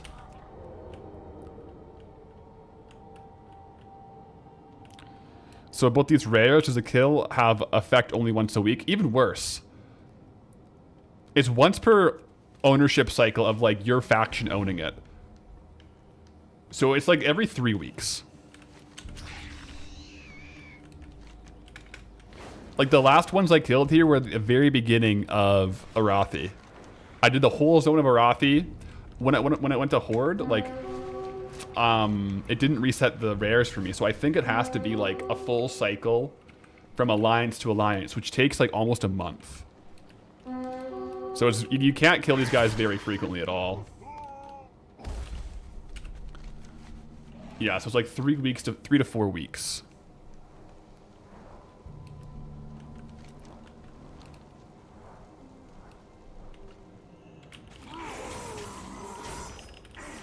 No more Griffin. We'll still use the Griffin here and there. Alright, we got a Moloch Morian. This is a toy. Oh my goodness.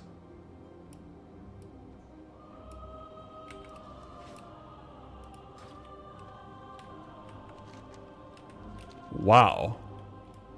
I have never seen that. Here, I'll put these on my keybind and I'll use the bat more often for a bit. That's a crazy helm, man. I don't know if I've ever seen that toy in use. This is the last rare, by the way, guys. He can drop some stuff. But alas, he did not drop anything. Okay.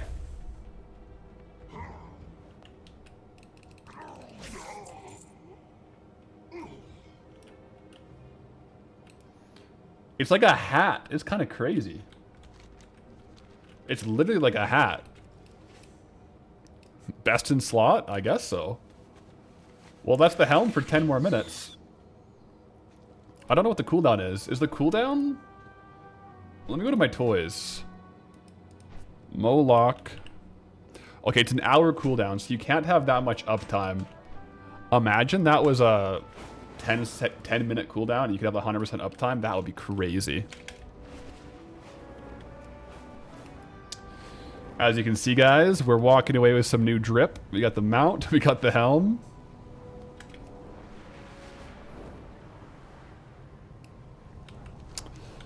Now it's down to Blackrock Mountain for the rest of the raid clears, okay? We do have skinning. So I can do Blackwing Descent for raid clears. I honestly don't know if I care to, though. I might just do Molten Core. I'm not really going for any drops from Blackwing Descent, so it would just be for the scales, but I would kind of rather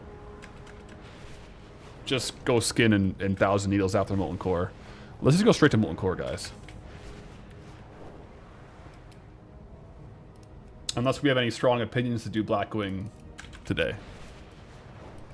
There's no specific drops we're going for there, though, so maybe we just do Molten Core.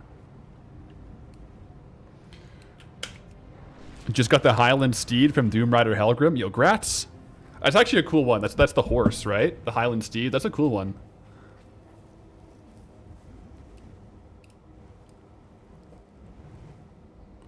Like a bobblehead out here, man. You seeing this? How about Zelgrub for the Raptor? Deal. We'll do Molten Core first, though. And then Zelgrub, and then we're back in 1,000 Needles. We have been slacking on the Raptor runs, man. I have not been doing Zelgrub for the Raptor. Man, I love how when your head turns left and right, though, it moves like that. Let me see something, actually. If I dance...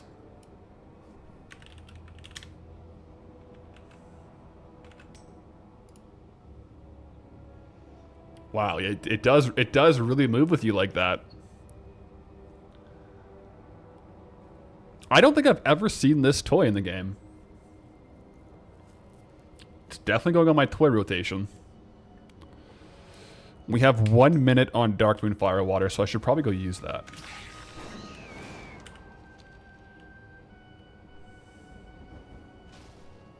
This 100%. Hey, I'm here for it. I'm here for it, man.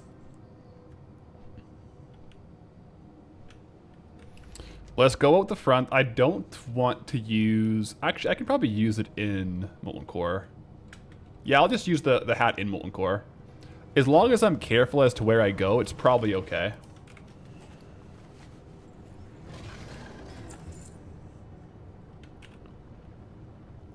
Just gonna go ahead and get rid of some items here, guys. Very carefully, because I got a lot of good stuff in my bags. I didn't even get that much trash. Like, all these I'm gonna sell in the auction house, so... Yeah.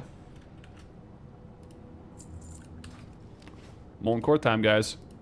We will do predictions in Molten Core. I'm gonna wait until we've cleared Gar before we do the binding prediction. I think that's fair. I'm gonna record the run just in case.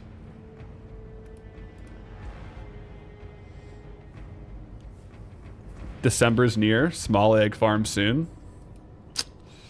Hey.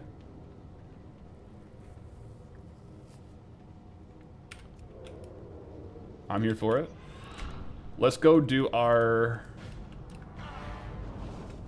fishing hat. If I stand like really far back, I should be able to access the pool. Yeah, we're good.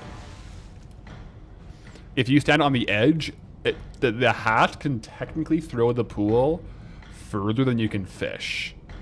So you definitely want to stand back on the lava to make sure you actually get the Darkmoon Firewater.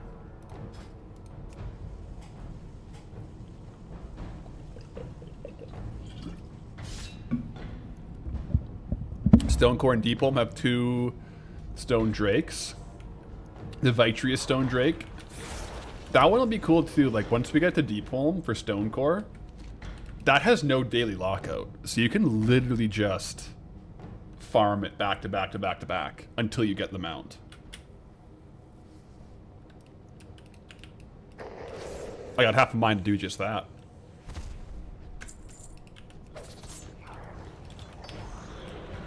First time watching Molten Core clear live, it has to drop. All right, we got your luck.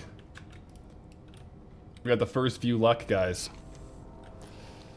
Today could be the day. So, here's the thing. All right, guys.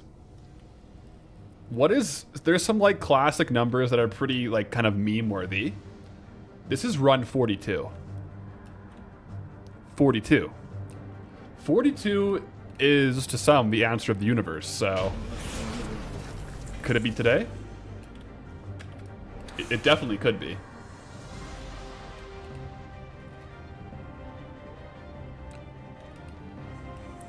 It must be today.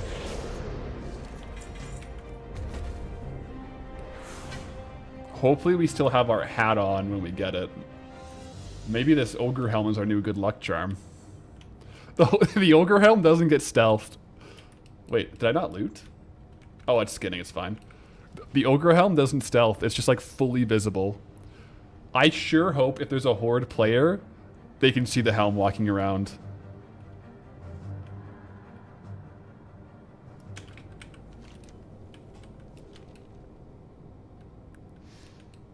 Amazing. Night Slayer Inc. Shall see. The answer to the ultimate question of life, the universe, and everything. Nerd card revoked. I think I lost mine. There's a lot of things I should know that I definitely don't. It's true. I believe though. After Gar, we'll open the prediction.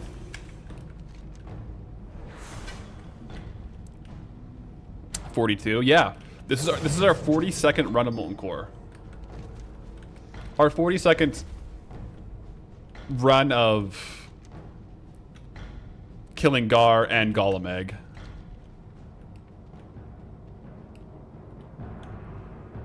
I haven't killed Ragnaros 42 times. I've only killed Ragnaros. After today, it'll be 41 times. As far as rag kills.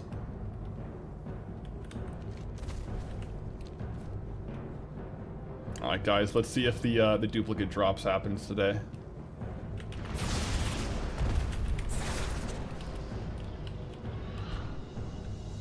Do we get a duplicate binding? Nope. I'm gonna leave these to send to my mailbox because I think my bag space might end up filling up. Prediction time though, guys. Prediction today. Will the left binding drop? 2 minutes.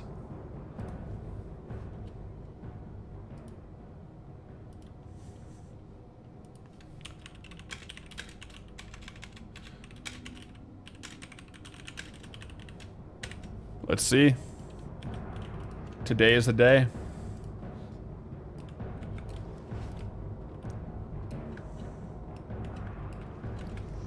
Two minutes on the prediction. I better get up there. We're not gonna have the ogre helmet. Unfortunately, ogre helmet might be good luck, but we don't have it anymore. We do have Darkmoon fishing hat. Look, my character unit frame is bugged from the helmet. It's like cut in half. I think because this part was showing the ogre helm before. I wonder how long that's gonna last. That's weird. Alright, I'll let him pass. We got a minute on the prediction. I don't want to kill him early. Yo, Disc Batman. Greetings, Traveler with a Twitch Prime. Welcome in, welcome in. Currently, we are on our Molten Core clear of the week. So let's see if we get the bindings or the Night Slayer chest. I'll take out Shezra right here. I'm leaving the epics to get sent to my mailbox because I think my bag space might end up might get a little full.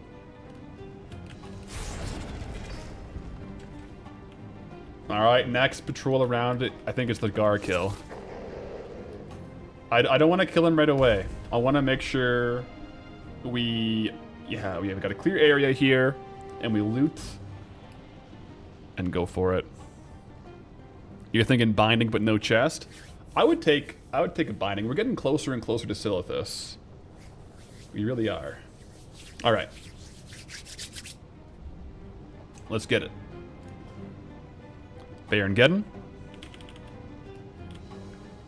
In 3. In 2. In 1. Well, the binding didn't drop, guys. Surprise, surprise. This is awkward. 14% thought it would. It does not drop. Maybe it's Night Slayer chest today. Maybe. Let me open that prediction up. Where is that one at? Night prediction. Will the Night Slayer chest drop?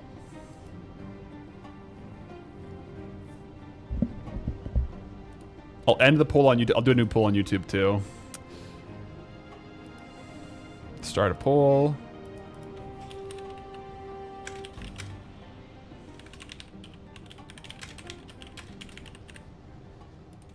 Option 1, yes. Option 2, no. Start poll.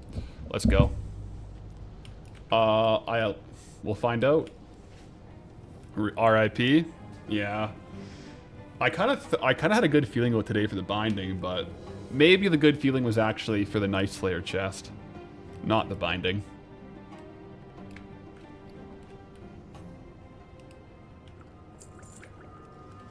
Come on, binding, betting yes. We'll see. It's right there. As always, double check the loot tables. It says it's right there. It says we should be able to get it.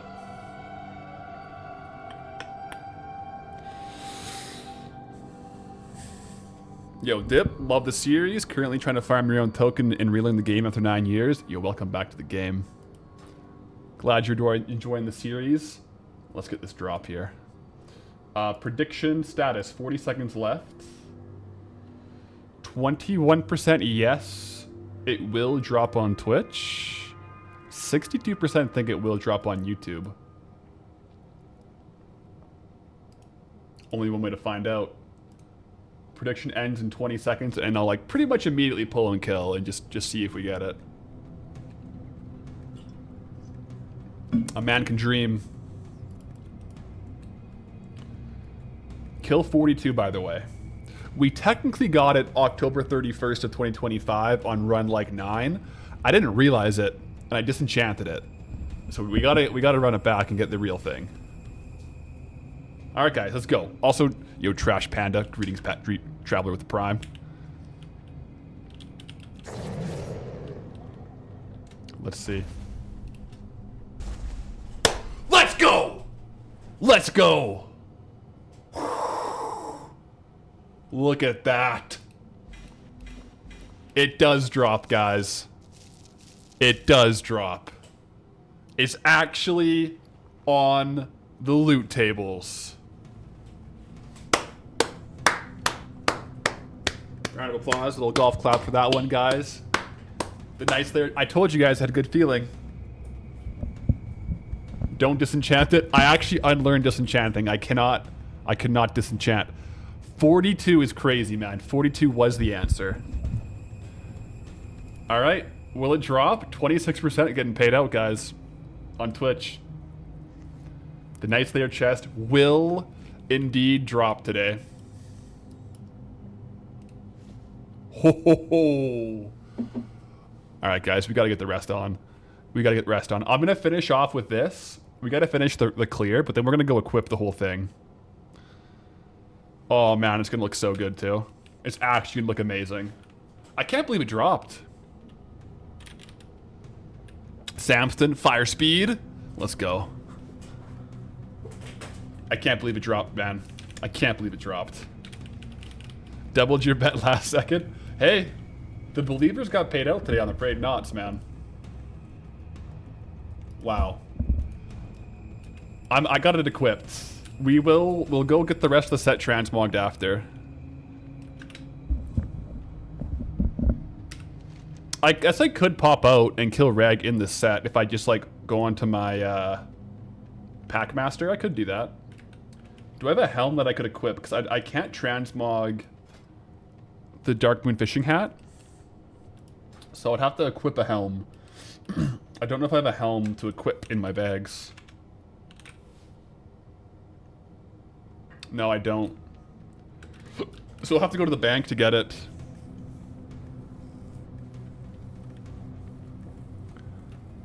Bat plus chest, great day. Maybe Raptor. Yeah, we'll kill the Raptor today.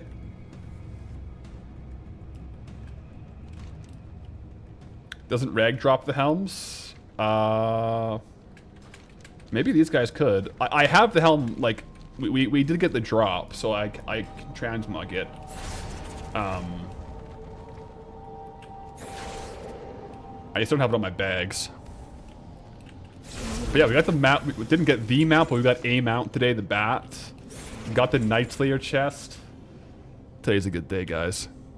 Thurlow with a 100 stream streak made it in time for the drop. Let's go. You were here, guys. You were here.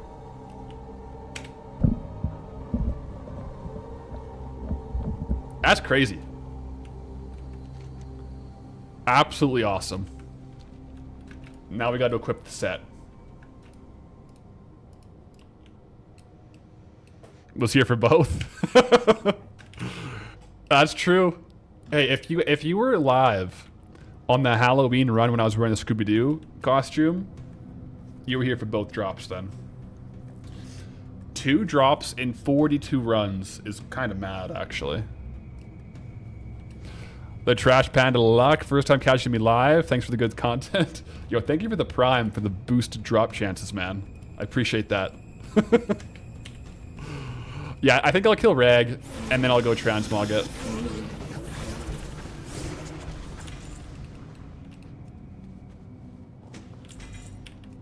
Because, yeah, we can just quickly run to Reg, and then we'll do... I mean, we got some good luck flowing today. So we should definitely do Zul'Gurub for the Raptor mount, because we are...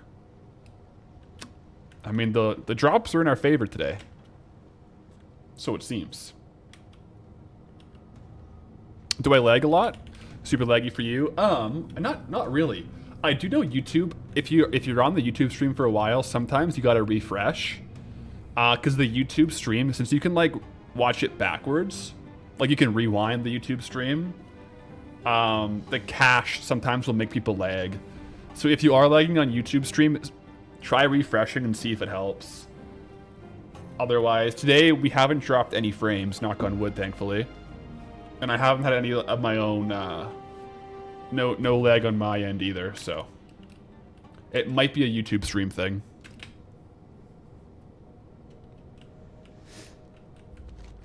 Let's go for another, I guess, Orb of Deception would be like the best drop from Reg. May as well go for the Blood of the Mountains too.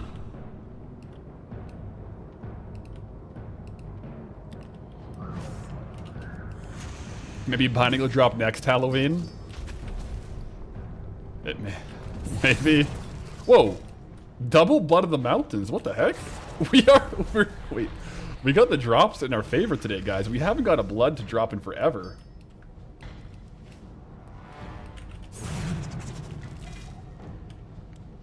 Sweet. Hey, Pap, how are you? How's the stream? Oh, it's good. Oh, it's going well, man. Are you seeing what I'm seeing here? Little Night Slayer chest action. Confirmed, it does drop.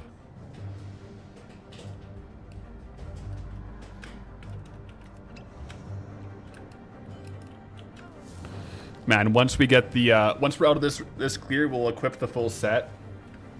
We got to. We got to. We're getting good luck today. As long as I don't die here, it's kind of awkward. There we go.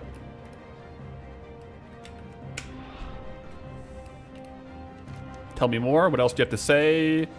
Challenged us. Yada, yada, yada. Unfortunately, I don't have the Darkmoon Fishing Hat to use right now. It's on cooldown. Otherwise, that would be kind of a good way to flex on Ragnaros here. But our regular old fish will do. No, it feels good, man. Finally got the drop. We'll still keep running Molten Core. We still need the binding. And honestly, even after we're done it's not a bad, like, once we have both bindings, it's not a bad one to run for reagents. Chest looks badass for sure. It does. I wonder what a good way to flex would be. D'ing the chest. Don't tempt me with a good time. At this point, I could DE it, because I got the satisfaction of getting it, but we'll keep it for now. We'll keep it for now. Also, I don't have enchanting, so we'll hold off. Wait, 8 set bonus Vanish heals you for 600,000? Oh, Legacy set bonus isn't active. I was going to say, 600k heal is 10 times my health.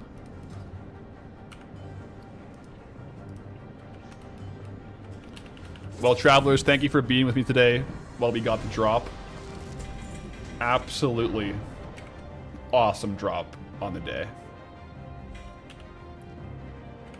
I'll probably just housing TP out. Because I don't want to Hearth. Hearth is back in Thousand Needles, but I want to do... We have to go to... Well, we're going to go to Storm and get a Helm anyways. So... The thing is, I'm probably going to transmog most of it, because I do want to keep my speed set pieces on. Right?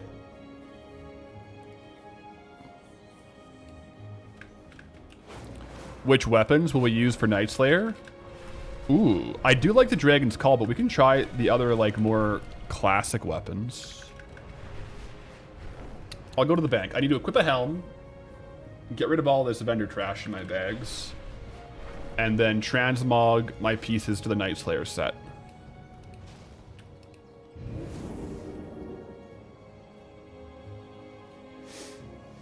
Chromatic tempered sword. Yeah, we have a lot of the good swords from here.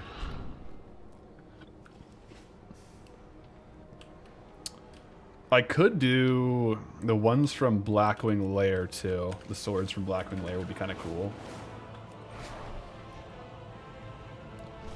All right.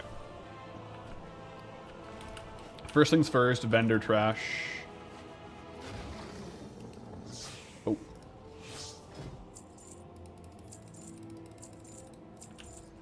Clear up a little bit of space here. Okay, so Night Slayer cover. I'm gonna equip the helm just so I have the helm slot.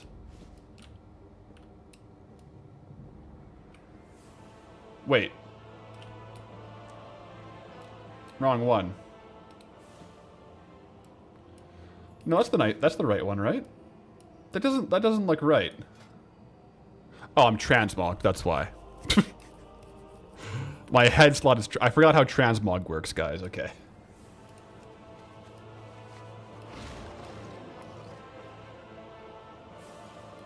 My helm slot is transmogged. We'll do a new. We'll just do like. We're gonna call this one. Yeah, we'll just rename this one.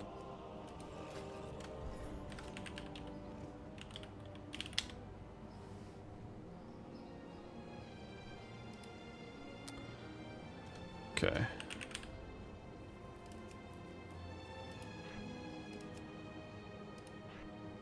No cloak, Night Slayer chest. We have it equipped, so it's all good. Night Slayer bracers. Night Slayer gloves. Night Slayer belt. Night Slayer pants. Night Slayer boots.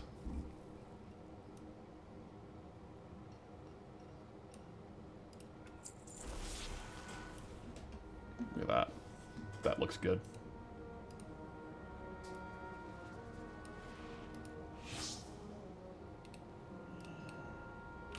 Yeah, let's swap out the swords.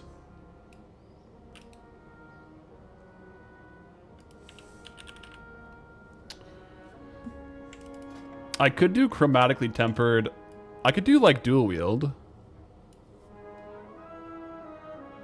Right? I could dual wield Maladath. I could. I could dual wield chromatically tempered sword. I might do the 1-in-1. I'll do Maladath and chromatically tempered. I think it's a good vibe for Night Slayer.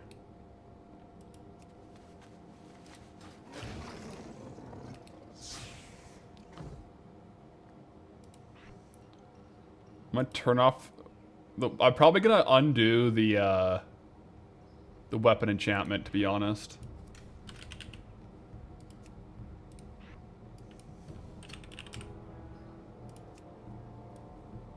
I think I'm gonna do that. I like the swords. They have Power Torrent on, but I think the Power Torrent is kind of lower on these ones. Yeah, it is lower. Sweet. Let me fly out into Elwyn, then we'll do some RP walking here. Yeah, for some reason, like, Dragon's Call, the Power Torrent seems like more aggressive.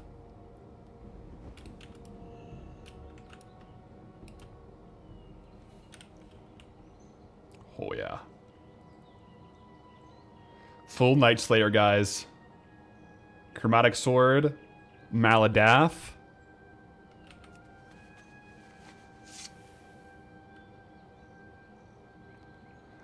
Dude, Goldie's a raid boss now. Shoulder pads look crazy.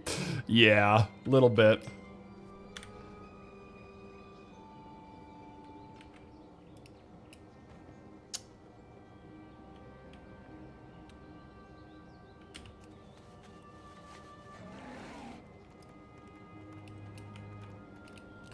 Do you think it would look better on the back? I don't know if it does with these swords. I think these swords would end up kind of looking too cluttered on the back. Let me see, though. Wait, how do you do that again?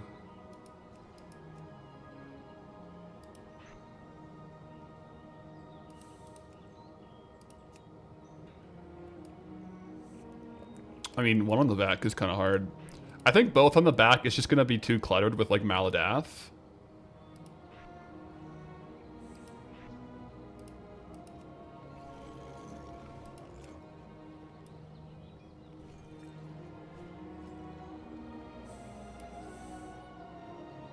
How does that look? I don't know. I like them both on the side, to be honest. I like, with the same weapon, I kind of like the back, but I think the one on the back was kind of cool, but I think it's too cluttered to have them both on the back. I think the side is pretty classic vibed. Yo, did the chest drop? The chest did drop, yes. Absolute max hype. Alright guys, real quick, we'll do a Zul'Gurub run before we go back to Thousand Needles. Let's not go into Deadwind Pass, by the way, real quick. Yeah, we're too excited. Wait, why did I... Oh, I switched specs. One sec, let me get the bat out.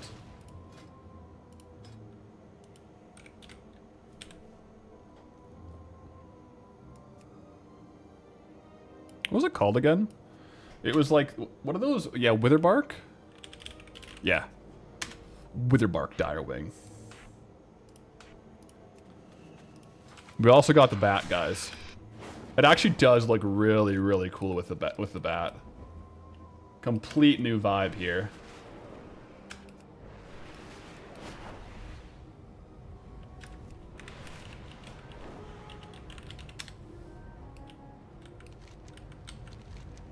Alright, Zul'Gurub. Looks cool. It does. We look like we're kind of... We got some aura on Goldie now, guys. Like we're going in to assassinate someone. And we kind of are. We're going to this boss to kill one mob, one rare. Use do / mount special on the ground. Okay. I'll do it. Yeah, we got these in Arathi from one of the rares that you can only kill like once a month. Alright, / mount special, no space. Well, that's cool. Yeah, little side flip. Little side flip action, okay. I see you, Witherbark Direwing. I see ya. Alright guys, let's go straight to Bloodlord Mandakir. What's the penalty for going to an unlocked zone in Eastern Kingdoms? Right now, it would be speed running a token in our currently unlocked zones, which would very likely be a marathon stream, like a 24, 30-hour stream. Speed running a token, best farms, currently unlocked zones, from 0. No backlog. That's the current forfeit for this side. Kalimdor is still deep home.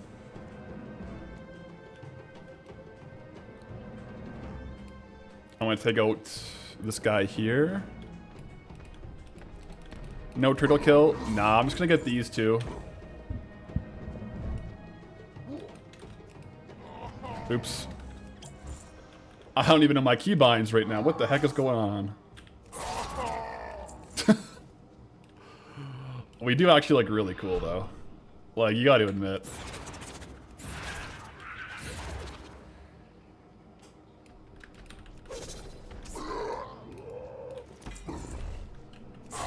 That's really cool.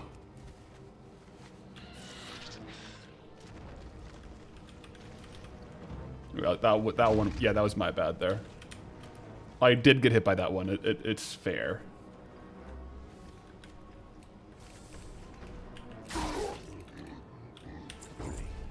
Sick transmog, thank you. We did it, guys. Now the question is, do I put Goldie in the Night Slayer set on the thumbnail? Or do I wait and leave it in the video? I don't know. Did you guys want to do a prediction for this drop? We can do it real quick. I'll do, Will the raptor drop from Mandokir? It's a low drop rate, guys, by the way. Very low.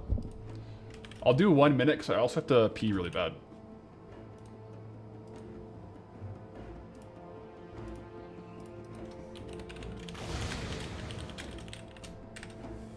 Yes, no. Start poll, start prediction, 1 minute. All right, be right back.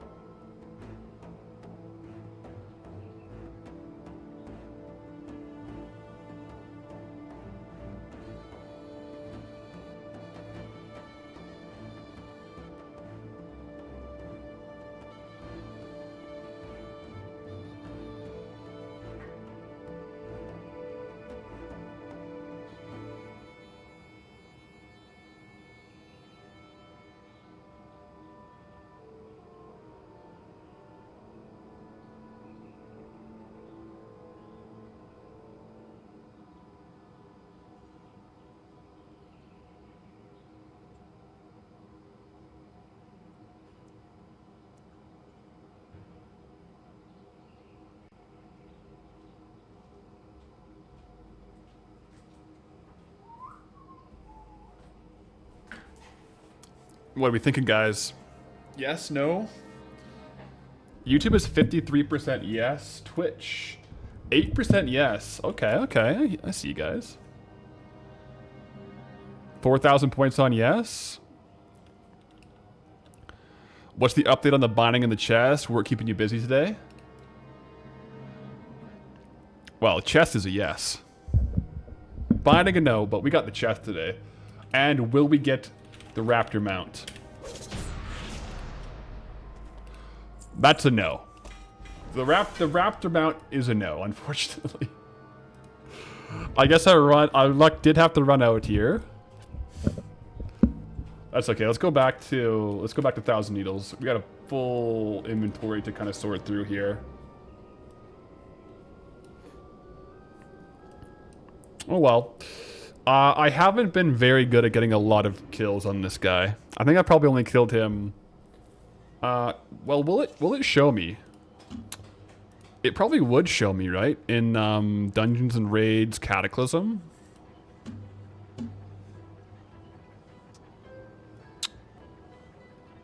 Will it show me individual? No, it's not showing me Bloodlord. Can I search? Yeah, it's not showing me Bloodlord kills. No, it should be Zel'Garub.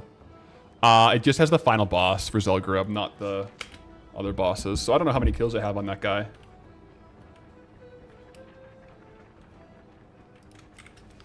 Now, we do have to be careful when it comes to vendoring here. Because we do have a lot of valuable items in the bags.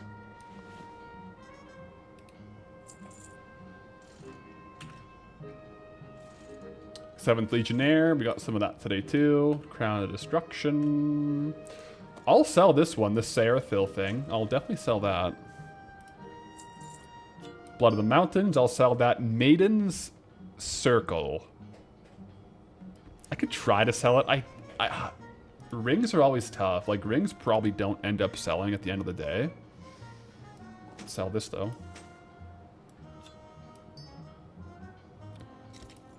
Kind of just sorting here to make sure I have a good sight of like what we're actually going to keep versus sell.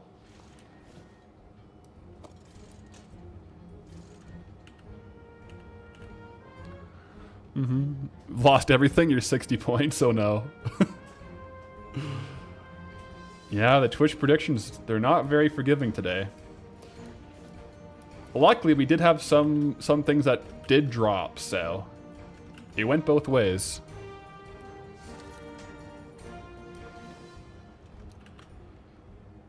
Venom Shroud belt. That's actually a good belt. Not a crazy market value, but not bad.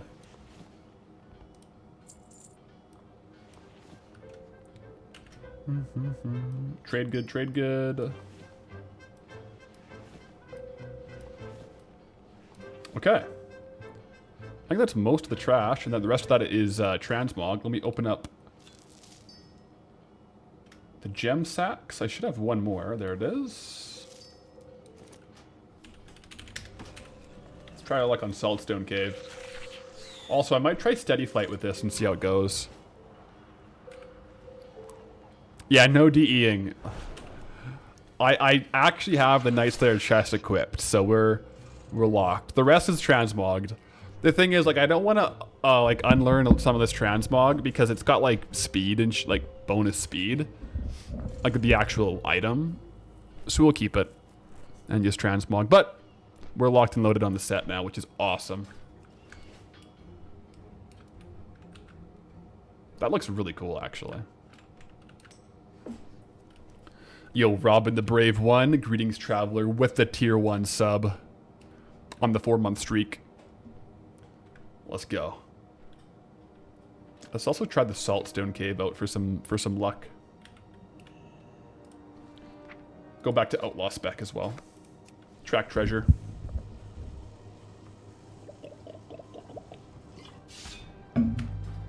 Let's see.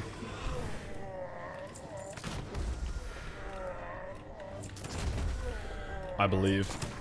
Saltstone leg chains. Oh, I saw legs and I thought for a second, guys, it might have been Saltstone.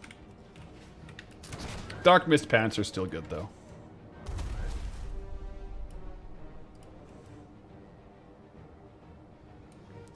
Probably make up a cool set there. The Dark Mist set. A Nixian Drake would look sick with this drip, too. That's actually true. I feel like a Nixian Drake and the Bat are kind of like, of our available mounts, the best. The best for this set. If you're just tuning in, did you see the chest? You did. Look at this. In the flesh. We got it today, guys. So we got a new transmog. It's not exactly on zone for 1,000 needles, but there's no way I'm not rolling Night Slayer set the day we get it. You know what I'm saying? We'll roll this for a little bit. It's pretty end game vibe for Classic. But now we do have full Night Slayer and Bloodfang. We have both sets. Full sets of them. Night Slayer's on zone for all of Azeroth. Facts, actually.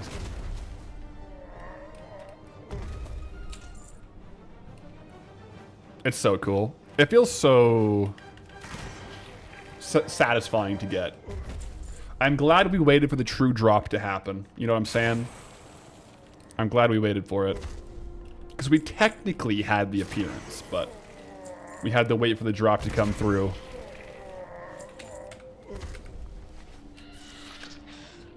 And it feels good.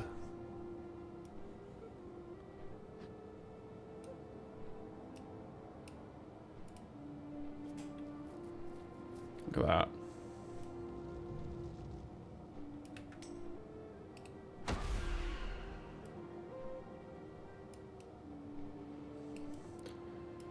Looking pretty darn good. Looking pretty darn good.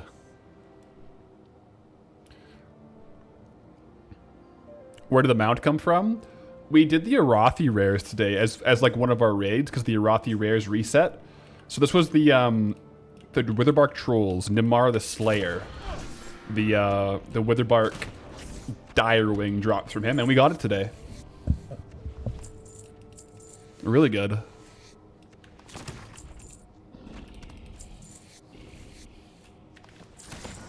Get a couple more turtle skins.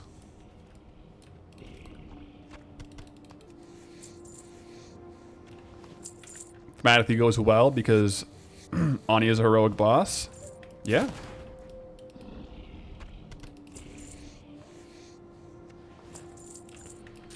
I think now, so we got the Night Slayer chest on run 42. Classic.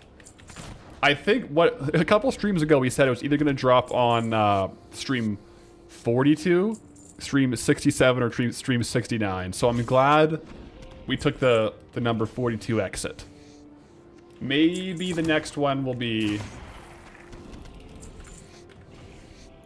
the next binding, October 31st, whatever that one ends up being. We'll see. Little Halloween run.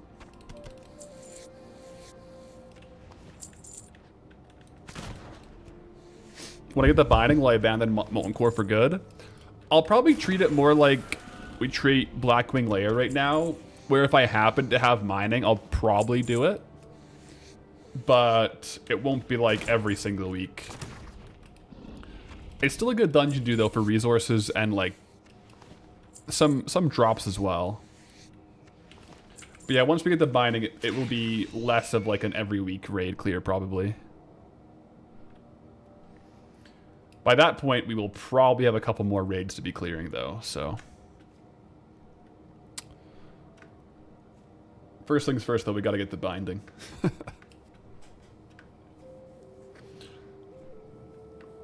Will there be a mailbox opening today? Probably not today. Probably not today. When I checked this morning, I mean, full disclosure, we did not have enough for a zone.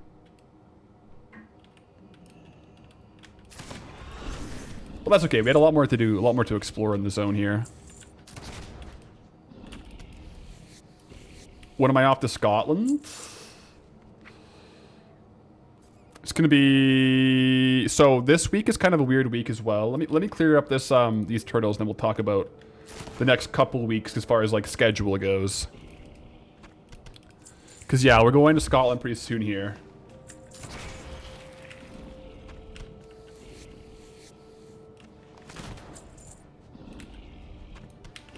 Yeah, we'll see how it goes. I mean, we have like a lot more zones, so I imagine we'll probably finish up Thunder Fury before we get to Burning Crusade. And that opens up a whole new jar. Like we'll be going for the in BC, we're gonna be going for like the Warglaves. Then Wrath will be going for Invincible and other things. So like each expansion will probably have certain things we're chasing.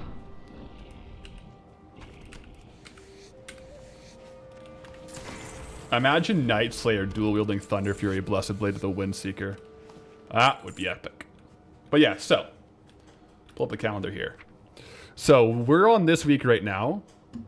This week as is actually kind of like a weird week.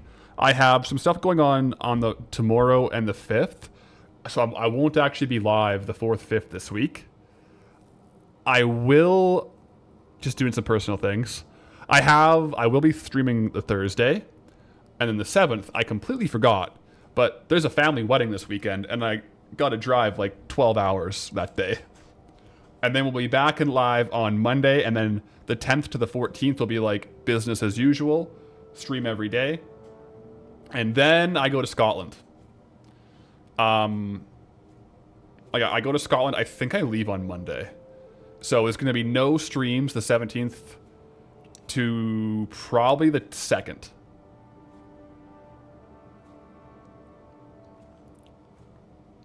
Because I think I'm landing here, then I gotta drive home. Honestly, it might be the 3rd. We'll see. But it'll be like a couple days in there. But we'll be back first week of September, basically. So 24-hour stream Thursday. That depends how much I have left to edit on the Goldbound.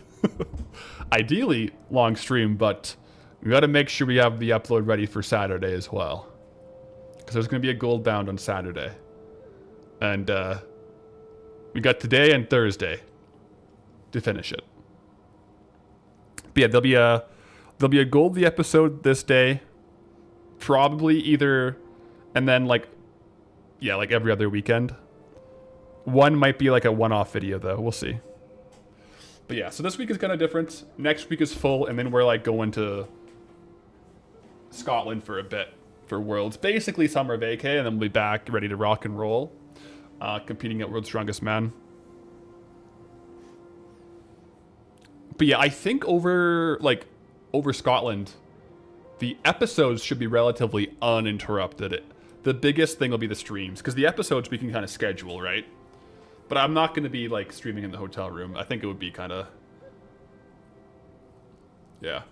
Is it going to be streamed? The actual competition will be streamed. So I'll drop a link in the Discord. The competition is the 22nd, 23rd.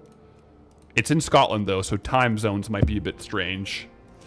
But yeah, I'll drop a link to it whenever it happens. It will be streamed by like the event coordinators and stuff. So, bringing laptop for gold. Yeah, at the very least, I'm making sure my auctions are always listed. And then, you know, in downtime, we'll, you know, maybe do some gold. But very least, like reposting in a cafe. GG's. Got a balance, remind folks about the guild. Yeah, is any applicants to the guild, actually? Guild is rolling, man. We just got one, actually. A couple, actually. We got a lot online, guys. We're rocking and rolling on the guild. Goldbound, also Goldbound on EU. Community run. Been keeping them topped on most days. Yeah, it's been good. We haven't had like many like big clears. Normally, if I forget, it's like 20 people. So I appreciate that. But yeah, guys. I'm also actually going to roll out here because I want to get a lot of editing done before I leave for tomorrow. I got a lot of driving as well this week, so we're going to leave it here. But guys, the Night Slayer chest. Sounds good to me. I'm down. But the Night Slayer chest, guys, we did get it. If that's the only thing we did today, it was a good day.